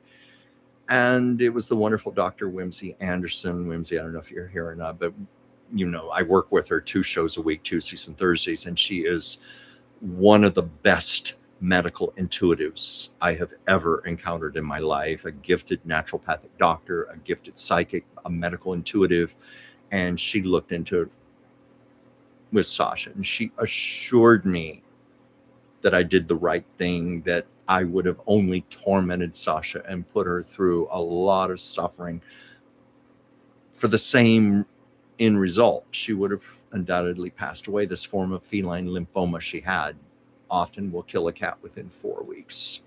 So I did the right thing through Whimsy's assurance, and also my dear friend Pam of Pomona Remembers, who's also a very gifted psychic. You know, I have a wonderful community of checks and balances, a lot of intuitives, psychics that I consult with to, you know, when I was training myself to do channel readings, it was through checks and balances with others. That's one of the best ways you can possibly train yourself and confirm that what you're doing is legitimate. But she also assured me that I did the right thing. And Sasha's very happy on the other side, romping around and playing, and still here, still comes to visit. But it's not the same. We know that. But anyway, prayers for your cat, Bart Imhurst. I know how much Bart means to you and how loving you have been and devoted. In fact, any of you, please pray for, believe or feel so inclined to pray for Imhurst's cat, Bart. You know, I will. Let me slowly go through the comments here. Hi, Kristen. Hope I'm doing well. Yeah, I'm doing well. Getting a little melancholy about my cat there, but that was just for a moment there. Chutney One Love, both Sasha and Zeus are in heaven. Yeah. Oh, I believe that. I devoutly believe that. Who knows? Maybe they're even playing together. You know, I had a hit because Sasha's spirit does come around me, and I had another cat, and I've had 5 cats in my life, 2 females. The other one was probably my all-time favorite cat.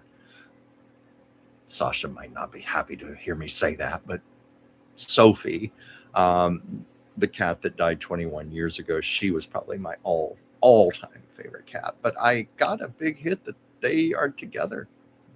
My 2 girls are together on the other side, and maybe Zeus is over there too. Zeus, I love Zeus. Every time I go visit Stephanie and Tammy, Zeus is just the cutest little dog. And little purple tail. You know, oh my God. And the thing about Zeus, such a strong personality, such a little dog. But alpha, that was the way Sasha was. She was the alpha cat. She only weighed a little less than 8 pounds, but she dominated this home, and she had a personality that felt like a lion or a tiger in here. And sometimes I'd be surprised when I would see photographs of her in my home or with me, and I'd see this little itty bitty animal about the size of a big squirrel. And I thought, but I never thought of her as little, because she had such presence and personality. And that's exactly the way Zeus was. Tammy, I don't know if you're watching right now, but your beloved Zeus. Incredible, incredible dog. Let me slowly go through the comments so I don't lose my place again. Yes, Shelley Fabre had the song Johnny Angel, which did become a #1 hit. And yeah, Jimmy mentioned that also. And Kadam. Oh, Kadam 1472. I had a psycho 5th grader too. She looked like Benny Hill. Well, mine looked like Margaret Hamilton. No, I'm not kidding. I mean, all you had to do was paint that woman green and dress her in black. And she could have starred in The Wizard of Oz. But your teacher looked like Benny Hill. I love it. I love it. I don't think we're being too mean-spirited here. You know what? When I think of all the psychological abuse I had to go through as a 10-year-old, I'm entitled to have a few little laughs and jokes now. And you are too, Kadam. And David Silers, 3181. Oh, great. It's Chuck. Well, thank you. I'm happy when people are happy to see me here. Oh, yeah. Shelley Fabre used to be on One Day at a Time. Yeah. I like that show. I like that. I haven't seen that in a long, long time. It's very hard to find. It doesn't turn up too many places. And Bonnie Franklin she was quite a talent. What was this here, Andy? I saw him post that Shirley MacLaine is 92 and Connie Stevens is 88. Yes, that's absolutely true. Shirley MacLaine just did a little video appearance. I think she was promoting for a theater that was going to do a screening of Sweet Charity. And Shirley recorded a little intro. Still thriving at 92. I mean, put it frankly, she looks 92, but hey, she deserves to look 92. That woman has really lived. And you know, I've always enjoyed her as an actress. And I've always loved her as a writer. I have many of her books. I've always enjoyed her. In fact, she was someone I always wanted to meet. And, you know, I've had encounters with celebrities that almost felt fated. Well, this is where fate went in the opposite direction. At the time, I was working in West LA, just down from 20th Century Fox Studios. And we had a bank next door, and I needed to get some change, some coins and smaller bills for the store. And I was at the bank for 5 minutes, came back. Chuck, guess who you just missed? Shirley MacLaine was in here. And I'm like, no! I mean, no!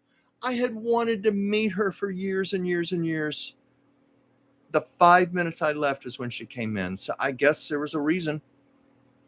So, and I'll tell you another time it happened to me, someone I've wanted to meet my whole life. It was on my lunch break. My idol, Barbara Streisand, came in. So I come back from my lunch break. Chuck, guess who was here? Are you sure? Are you sure it was her? Are you sure? They showed me the credit card slip with her signature. The name Barbara Streisand. It was her. Sometimes timing does not work in my favor. What can I say? There has to be a higher reason. I just haven't figured out what that higher reason is. Let's see here. I'm just going to speed a little bit here because it's already, what time is it?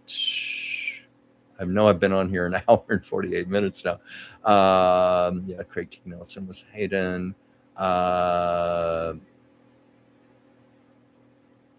Let's see, and let me speed here quickly here. Forgive me if I just miss a few comments here, but sometimes I'm on here over 3 hours and I can't do it because I do have work I have to do tonight. But F1 Fanic, hi, thank you for joining. You, of course, were the one who got me to do the Marie Antoinette reading, which I still need to put up on my channel. And I think you were the one who requested Mozart, and I have not done that one yet, but I'm very, very, very intrigued to see what I come up with and see if it comes to me. And And I honestly don't know if he's reincarnated or not. I have no idea. See, when I do a channel reading, I just do it from a totally blank slate. I take Chuck out of the picture, and just whatever wants to come in. And then as I said with Marie Antoinette, I had to be very careful with that one and test it from time to time to make sure it was her and not an imposter.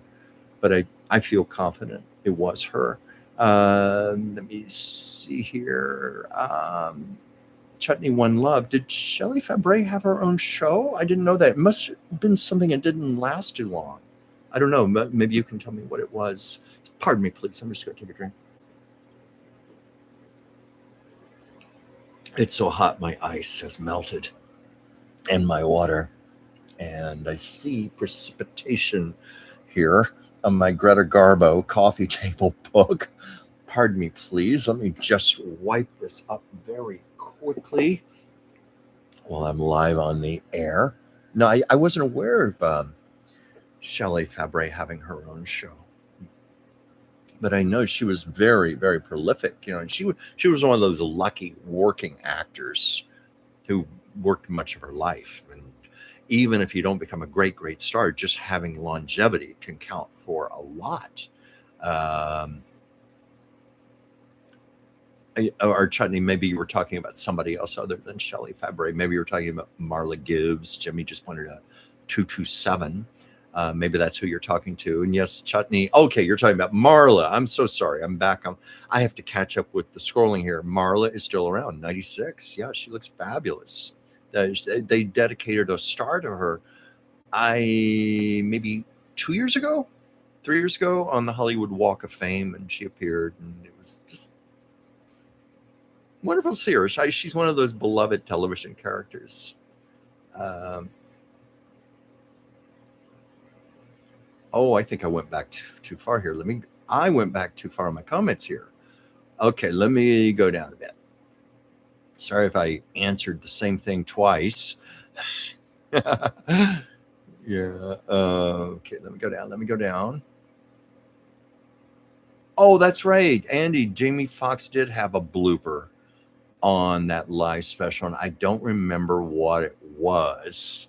And I think they cleaned it up on the West Coast version of it, because I think they showed it live on the East Coast, and then we got a tape delay out here on the West Coast, because that happened to Cher. She was on the Today Show, and the show was on live on the East Coast, and they cleaned it up for the West Coast. But she said the F word, and Cher even warned. She said, okay, get ready to bleep me here. I don't know if it's okay to say this or not, but she was quoting something Lucille Ball had said to her, and it was Lucy who said the F word in regards to Sonny Bono. And it was basically, F him, you're the one who has the talent. Anyway, Cher said it out loud, and Hoda Kotb looked mortified. Cher, we're not on a 10-second delay. That went out live. And I was, it comes to mind, I saw a clip of Joan Rivers on British television, and it was Joan Rivers, and she was talking about, I think it was Russell Crowe. She didn't like Russell Crowe, and Joan Rivers said, okay, get ready to bleep this. Russell Crowe is an effing piece of S. Fill in the blanks there. And the other women, it was like a British version of The View, and the other women were like, Joan, that went out live. That was not bleeped. Oh, we love it.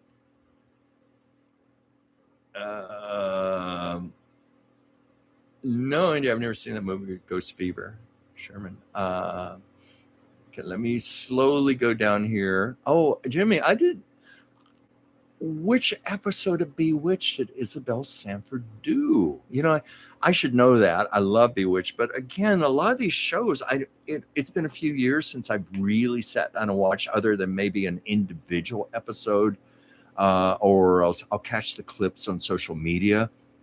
There was one the other day I was watching. It just had me laughing so hard. It was, Uncle Arthur and Dora, who of course were brother and sister, and they had a rivalry, and it was the one where Endora wanted to move into a house across the street from Darren and Samantha, and Uncle Arthur was going to have nothing to do with that.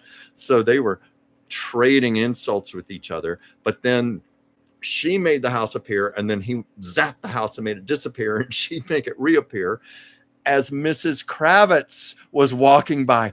Abner! Ah! It's so funny. As that house is appearing and disappearing, and poor Mrs. Kravitz. I love it. But it was also fun just to watch Paul Lynde and Agnes Moorehead going at it. Oh my God, trading insults with each other. That's right. That might be one of my favorite Bewitched episodes. Let me go down here. Oh, Jimmy Zara Cully. Yes, Mother Jefferson Louise. I think one of my favorite moments, this went on a lot, where Mother Jefferson was always making passive aggressive little insults at Louise. And there was one time, Mother Jefferson, I think she had sprained her ankle or something, and she was in a wheelchair, and she's very crabby, and she goes, "My butt hurts. Sitting in this chair, my butt hurts." And then she turns to Louise and goes, "Louise, I wish I was well padded back there like you." Remember that? But she was good. Oh, and did you know, while we're on the subject, Isabel Sanford and Zara Cully were longtime friends, long before the Jeffersons. They were very close. And I think it was Isabel Sanford who helped her get cast as Mother Jefferson. It was originally an episode of All in the Family. That's where they first appeared as the characters. But I think Isabel Sanford helped her to get the job. And they were very, very good friends. Isabel was saying, when as working actresses, many times they were not working, and they would see each other in the unemployment office together. And Zara would say, "Oh, Isabel, if you ever get a chance for me to play your mother, please put in a good word for me." And well, Isabel came to her and said, "Well, I can get you the job as my mother-in-law. You want that?"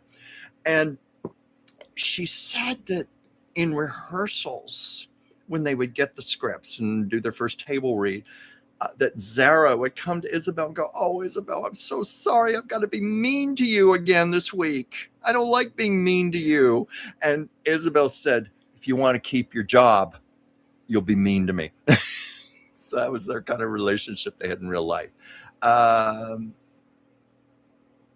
Amherst, I used to love the Saturday night lineup, especially CBS, early 70s, when you had All in the Family. I still remember this. I loved it. You had All in the Family, MASH, the Mary Tyler Moore Show, Bob Newhart, and then the cherry on top of the sundae, the Carol Burnett Show. It was like the night just got better and better and better. And we'll never see a night like that again. Oh, let's see here. Let me go down the comments. And I got to do it slowly. Have I ever heard the names Pepper Martin and Luis Avalos? They're in the movie Ghost Fear. No, I'm sorry to say I'm not familiar with them, Andy. Myron Healy's in the movie also. Okay. And what was this, Andy? Please check out 1985's Alice in Wonderland. Had a great all-star cast. Yeah, I vaguely remember that. I remember, there's a little bit of a sad story behind that, because Ann Jillian was in that, and she had to undergo a double mastectomy. Poor thing, 36 years old, had to have a double mastectomy, breast cancer and chemo, but she was in the middle of working on that. She took time off and then had her surgery, came back. apparently still bandaged up and everything, put her costumes on and finished her role in that. That's what I remember most about that. I just lost my place again here. Darn it. I don't know why it. I got to get back here quickly. Red Rose 14E, is Darling Graham going to win her seat? I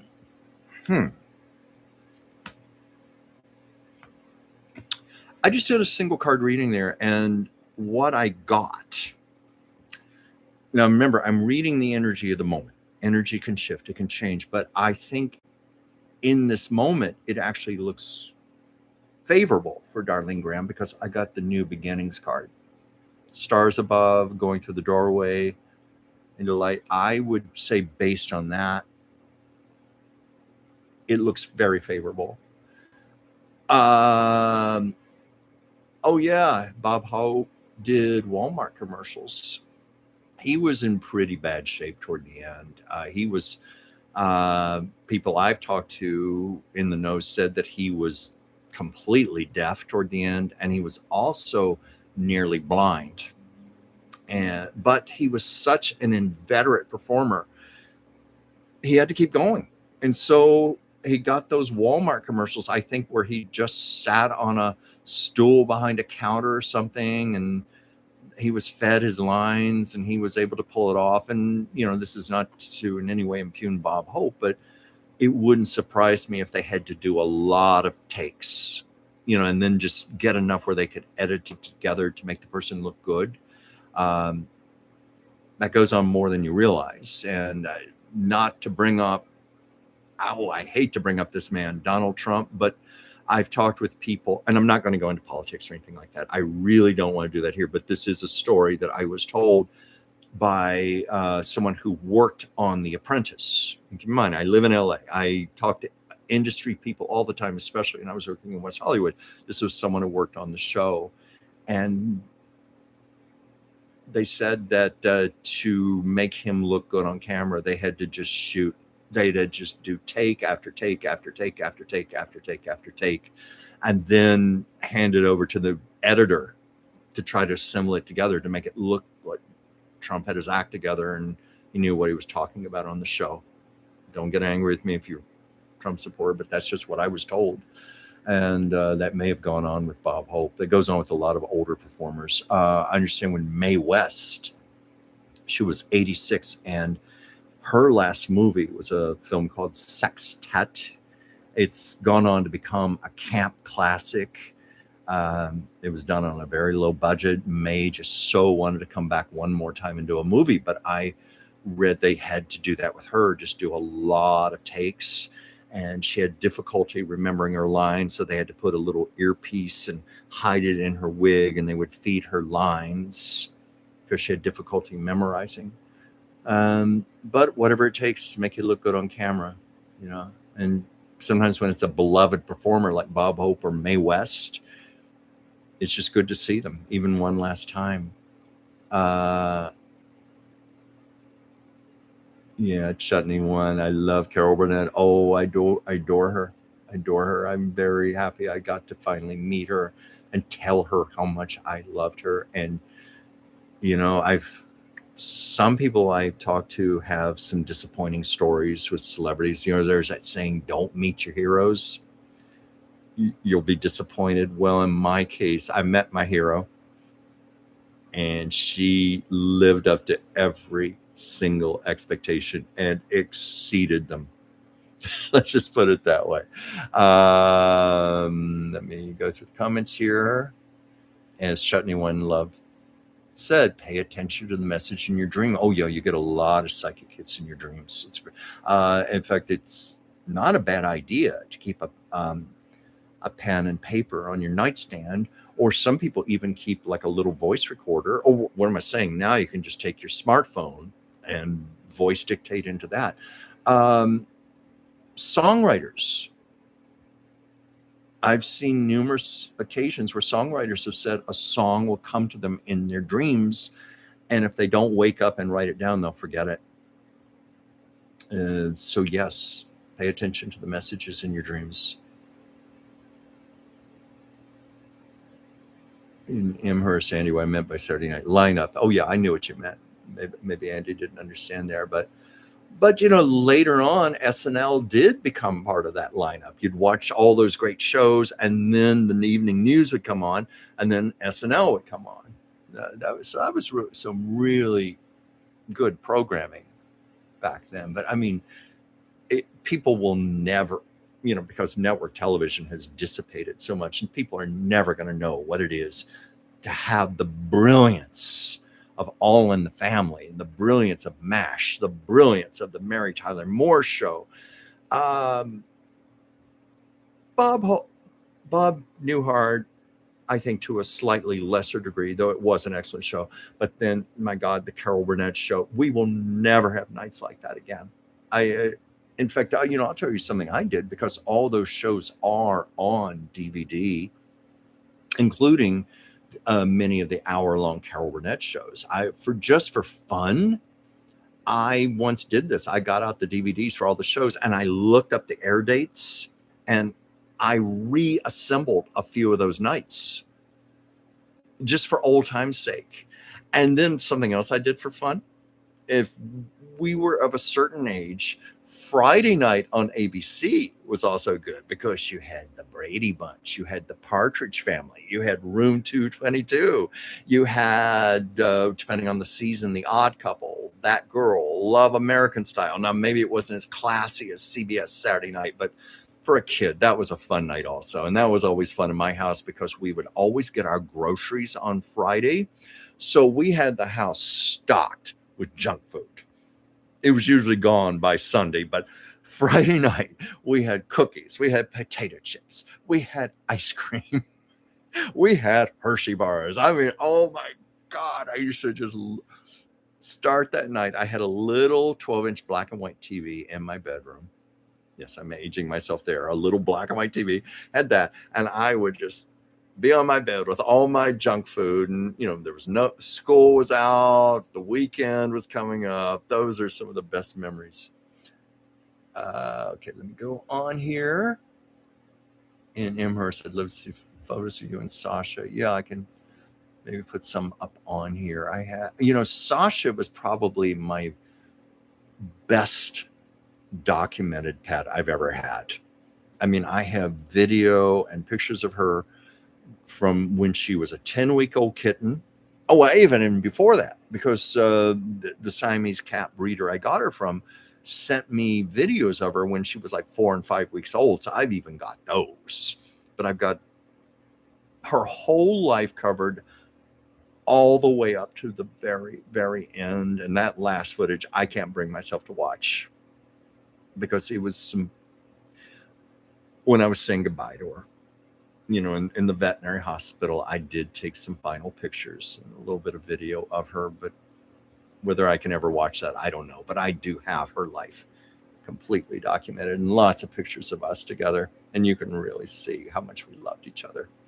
We really loved each other. Chutney One Love. My sister taught her cat how to say mama. They're very smart, and they're very adept with their vocal cords. They can. I swear there were sometimes I thought Sasha was trying to form words. And I was told a story once from some people.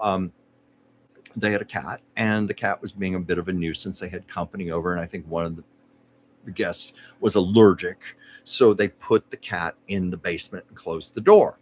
And the cat was pounding on the door. And at one point, and this freaked everyone out, they said clear as day, they could hear the cat going, "Let me out of here! Let me out of here!" And then they heard, "Help! Help! Help!"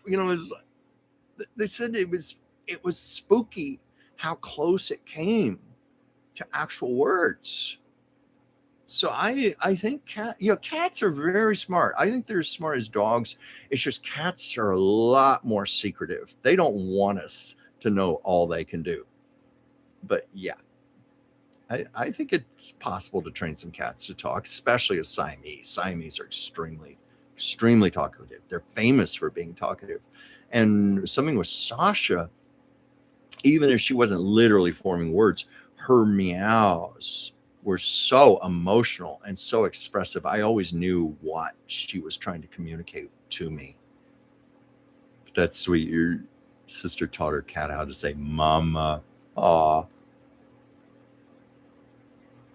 Oh yeah, Sasha played with my hair. Oh yeah. Stephanie, I'm guilty of keeping Billy and Ferguson alive much too long. I love them so, but they suffered. You and I had conversations about that, and I told you I ended up doing the exact same thing with Charlie. So that factored in my decision with Sasha when I was presented with the option of putting her through a lot of treatments. Thankfully, I listened to my first impulse. I wasn't sure if I was right, but I realized later I was. But my first impulse was what I ended up doing. Broke my heart in pieces, still breaks my heart in pieces. And when they handed me the pen to sign the paper, I was like, I even said to the vet, I said, oh my God, I just signed my cat's life away. And they let me spend as much time as I wanted with her. And about an hour later, I thought, well, there's never going to be a good time to do this. I can be here with her all night. There's never going to be a good time to do this. I waited until she started to go to sleep. And then I called them in and said, okay, she's sleeping.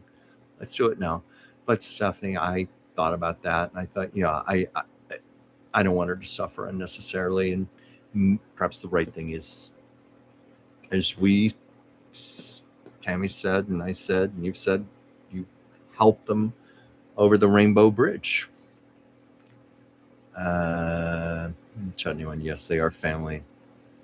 And Chutney loved the pet insurance as a lifesaver. I never had to actually use it, but if I had, every penny I had put into it for the last 11 years, I think I would have ended up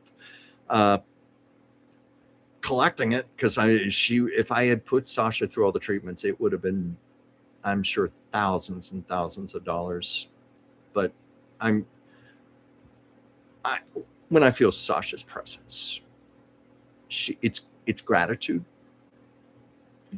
She's even saying, you did the right thing. I'm happy. You set me free. You did the right thing.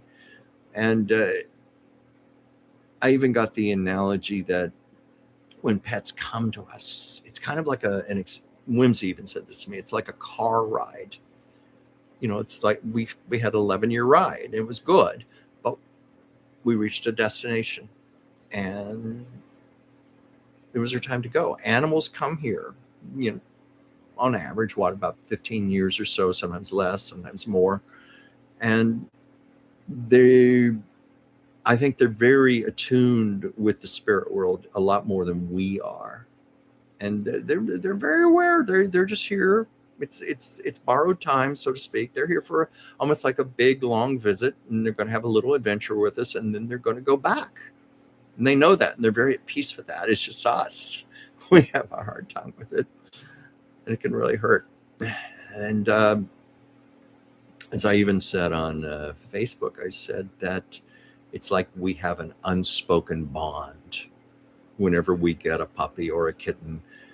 That one day, they're going to really, really, really break our hearts. It's almost inevitable. If we out-survive them, they're going to do it.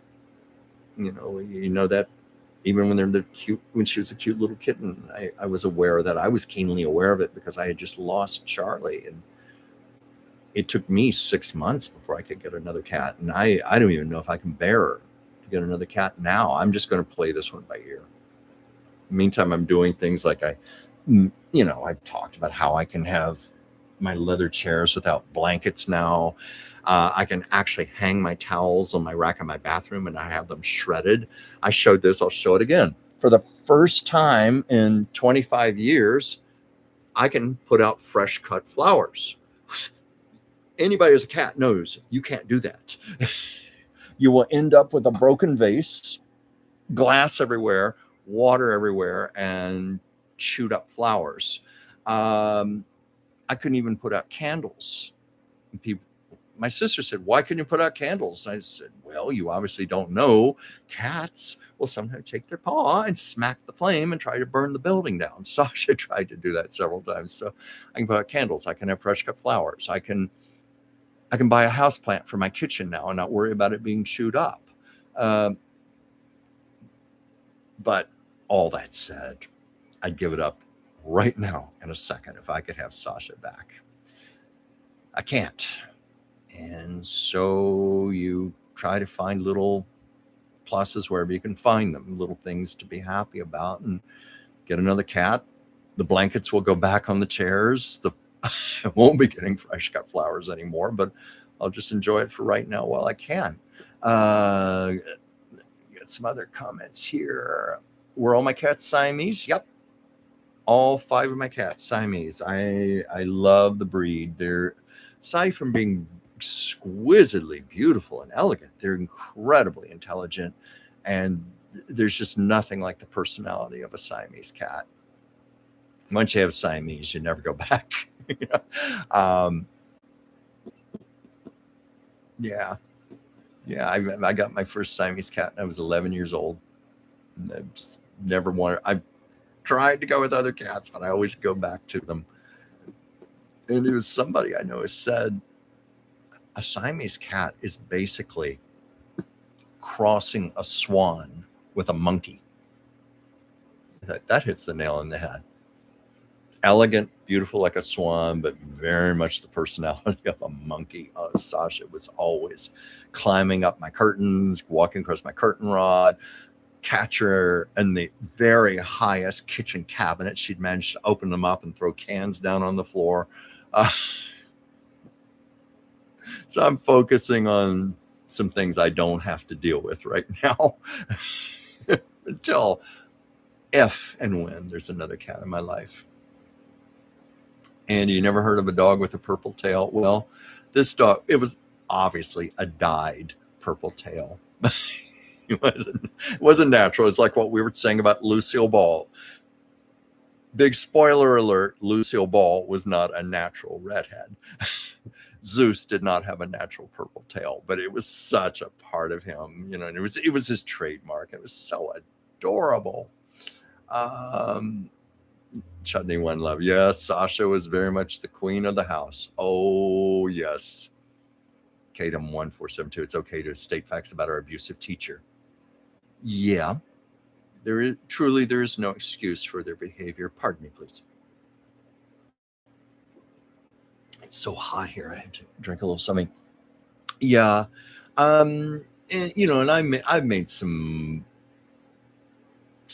comments, but I've also, in all seriousness, strived to understand her behavior. I've strived to forgive and move on and not let the pain control me. But yes, I had a very psychologically abusive fifth grade teacher, and that the woman just had mental health issues. I've looked back on it. Her vicious mood swings.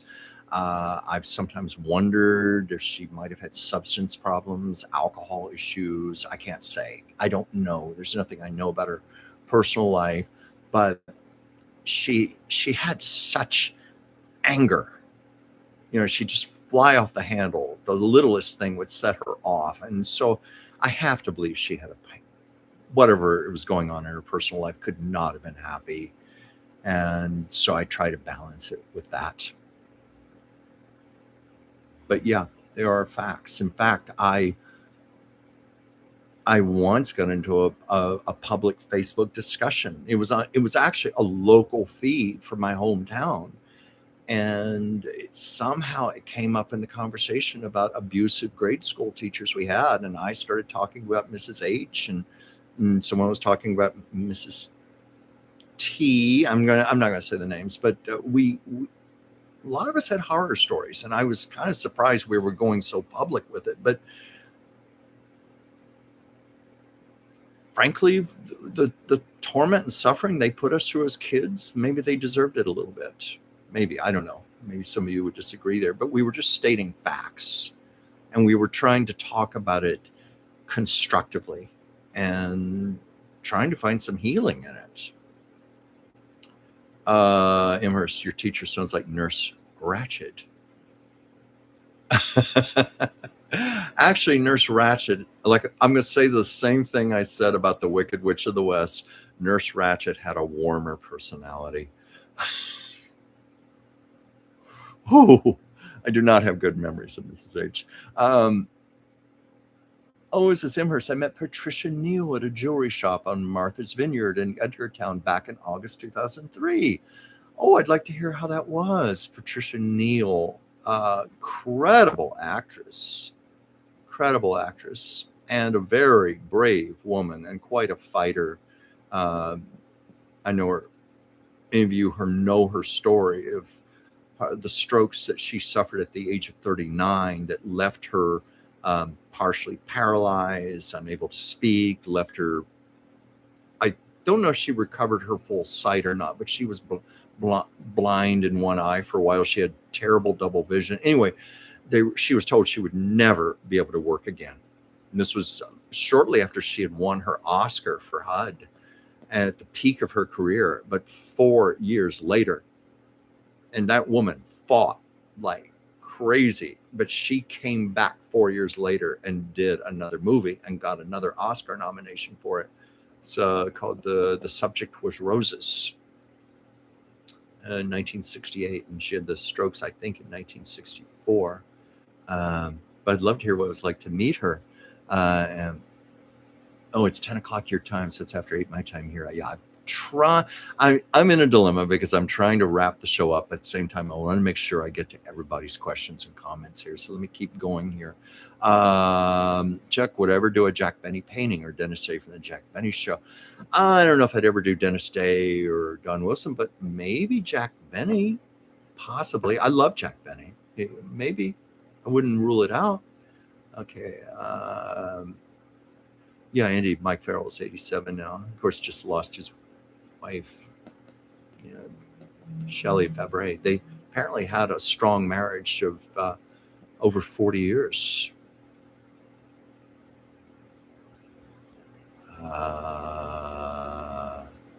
What was this, Andy? Did they actually use the N word on the Jeffersons after George saved the life of a white man after he had a heart attack on the show? I don't know.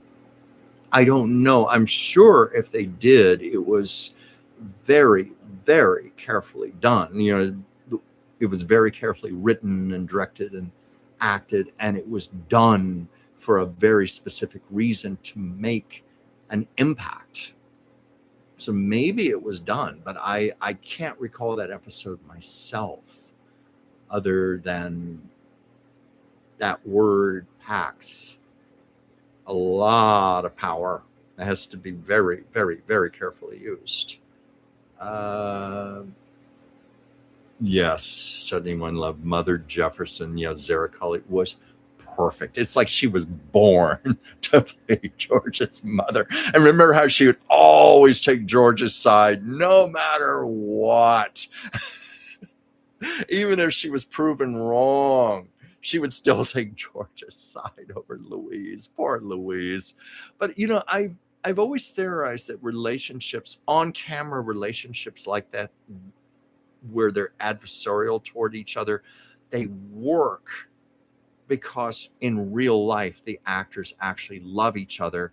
And this was what I learned when I studied acting with Dee Wallace. So she taught us that acting is multi-dimensional. There are many things that go on concurrently, and there are certain elements of what are in your soul that are authentic, that come across on camera.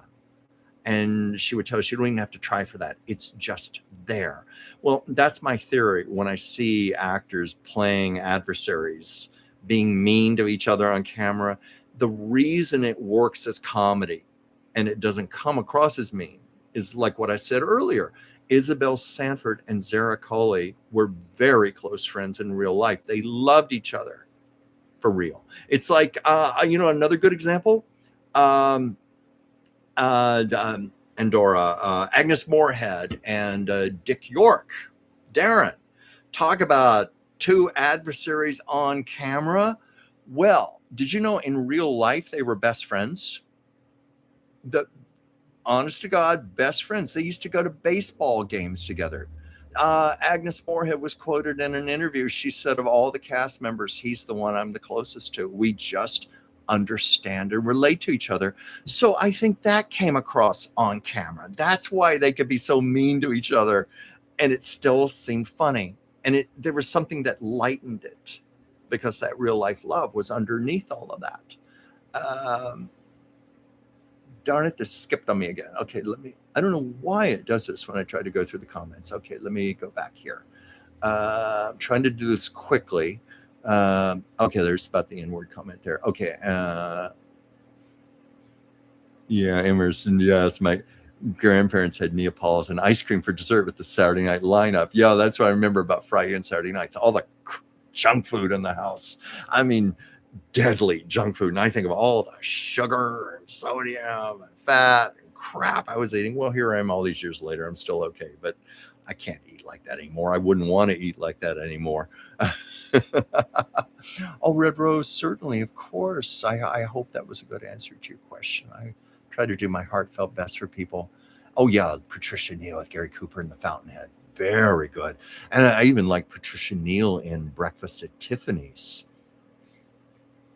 Let me go through these slowly here. Oh, saying it's nice to catch me live. Well, thank you. Thank you there. We had more of a shared, from Linda Johnson here, saying we had more of a shared reality when we all watched the same shows. I agree, because back in that time, this was before I think we had cable, but it was not. I remember our cable system had like 10 channels. It was still basically the 3 networks. You didn't have streaming and HBO, Netflix, all this, where you had your audience split up all over the place. You would have tens of millions of people at the same time watching the same show. And I remember even as a kid having that sense of, you never felt alone when you were watching TV, because there was something about that unity, knowing that you had people all over the country doing the exact same thing, watching the same thing with you. And of course, those of us a certain age, most of us did watch that Friday night lineup and that Saturday night lineup. And I think that's why, one of many reasons we hold them in our hearts with such warm nostalgia, aside from them just being good shows. Test of Time proves that. You can pull out Mary Tyler Moore, Carol Burnett, All in the Family, MASH. They are still superb. Brilliant acting, brilliant writing. We were lucky. Let's see here. What are some other comments? What is this? Red Rose on YouTube. You can look up cats that press buttons. Something like they got these buttons, they got words. They can teach these cats how to use them, dogs too. Wow. Oh, I'm sorry I didn't teach Sasha how to do this. Whoa, she was smart enough. She probably could have done it. Of course, then again, she'd probably be there cussing me out or something, or saying some things like, okay, check it. Want to know how I really feel about you? Okay, and let me go on here. And I'm sorry for skipping over some things, but it is well after it's, I think, about 8:30 here. I'm trying to get to people, but I've also got to wrap this up soon. If you'll please pardon me. But I love you guys. It's out of respect to you. I stay here for you to try to answer the comments and questions.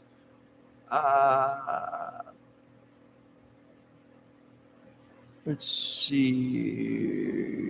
What was this here? Chutney One, Lucille Ball was a born blonde. Well, now maybe you mean that as her personality, because I can assure you genetically, no. Lucy was very much a dark-haired brunette. I've got photos. I don't have them handy, but there are plenty of pictures of her as a teenager that prove that. Lucy claimed in her autobiography that she was a dark auburn, and she said that was the redhead trying to come out. But she was officially brunette, and then became a platinum blonde, and then she became, I think, a strawberry blonde, and then at MGM she became Tango Red. color that Lucy initially did not like, and the color that initially turned green the first time it was done. What was this image Patricia used at Kane and that deep voice? Oh yeah, this was, you're talking about when you met her. I think she was a regular at that jewelry shop. I didn't try to talk to her because I didn't want to intrude. I wish I had now. I gave her a respectful glance. Well, because I encountered so many celebrities where I worked, I had to use a lot of discretion like that. Also, some you just intuitively knew you could talk to them or they'd be the first to open the conversation. But then there were others I knew to be very, very, very respectful to. I was like that with Jessica Lange. I did speak to her for a little bit, but there was so much more I would have liked to have said. But no, I knew intuitively she wanted her privacy and to be left alone. And I gave that to her.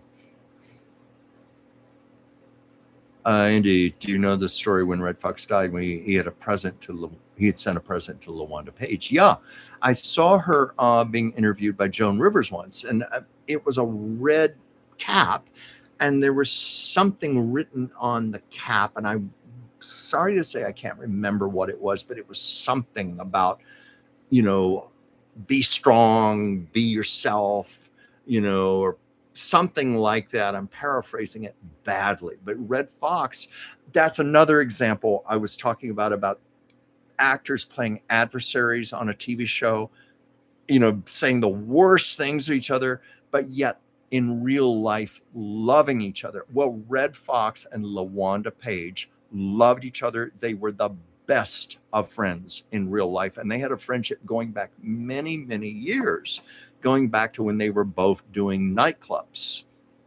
And it was Red Fox who got LaWanda the job as Aunt Esther on Sanford and Son.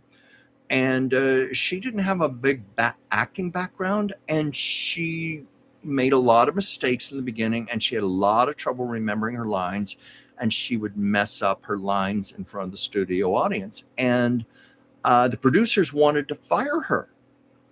And Red Fox fought very, very hard to keep her on the show. And he spent time coaching LaWanda Page and helping her to get better. And LaWanda Page said, because they had to go out there and just be really awful to each other on the show, Red Fox, before the show, would get her mad. He would go into her dressing room and purposely get her mad to get her in character. And she told this story. She said she knew what he was doing and she went along with it, but he would just make her furious. So when she'd come out on camera, she would let Aunt Esther would let Fred have it. But what a wonderful story. And I know that the red cap was meant to remind her of her power, but maybe you remember what it is, Andy. And are there other comments here? Oh my God, I reached the end of the comments here. Okay, I'm here at 8:32. Before I go, did anybody want to ask me anything? Cards, anything, or about a topic? If not, I'll give you a few moments here. Otherwise, I may wind this show down. I didn't know I was at the end of the comments. I was just scrolling, trying to make sure I answered everybody. But yeah, do you want to ask me anything? Andy, Chuck, do you know the story wherein Red Fox? Oh, no, I'm reading the same comment there. It just popped up again. Yeah, there was that red hat. And I think she might have even showed it on the Joan Rivers show. And it was really interesting to see LaWanda Page in real life because she was a lot sweeter and softer in person than Aunt Esther. But boy, she played the hell out of that character. And I would dare say she was quite beloved for playing Aunt Esther, So if nobody's going to come through with a question for me, I'm going to wrap up. What was this, Imhurst? Oh, Imhurst, you'll reach out for a reading and you catch up on the bills. I really appreciate that. That's so sweet of you. And I'd love to do a reading for you very much. You just let me know. I'm here for you. Always here for all of you. And I guess this is a chance I use to promote myself a little bit. I do private readings, private intuitive readings. I love doing them. I've done several in the last 2 weeks for people.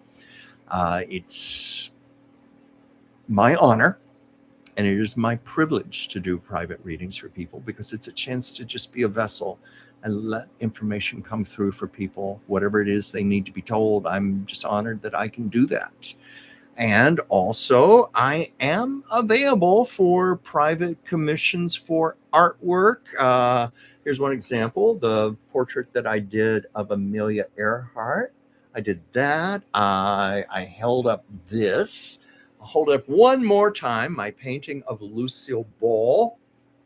I can't get it all in the camera frame here, but this is based on a 1939 glamour photo when she was at RKO Studios. She was not officially a redhead yet. She was a strawberry blonde. I tweaked it and cheated and made her a redhead because Lucy without her red hair is like Charlie Chaplin without his hat and cane. But I am available for commissions for portraits. I often receive intuitive messages when I do portraits from photographs. I do private readings where I work with oracle cards, tarot cards, pendulum, channeling from the other side. And I keep my rates quite affordable for people. You can reach me in the comments here. It's my name, Chuck Dransfield, just reversed. dransfieldchuck@gmail.com. And we can take it from there. And also, I can, let me see what it is here, Katem. That must have been a record, Chuck, almost 3 hours. Well, oh no, these shows usually go about 3 hours, but I just keep going until I've gone through all the comments. But right now I'm at 2 hours, 36 minutes, which is a good stopping off point because I do have some artwork I have to do tonight. I'm working on my own set of oracle cards, and I do have 2 private commissions that I need to get completed. And also, because tomorrow I'm going to be on the Oracle Whimsy channel doing Taco Tuesdays with Dr. Whimsy Anderson and Joel Tilson. And we also do a Thursday Hot Topics edition. We talk about a lot of news stories, and we also do intuitive readings live on the air as people ask us questions about what's going on. So I like to get started on my homework, listening to podcasts and newspapers and news shows, so I can be prepared because that I love doing those 2 shows, but I have to really be on my toes and hopefully not look like a deer in headlights and be able to look like I know what I'm talking about. So I've got to prepare for that.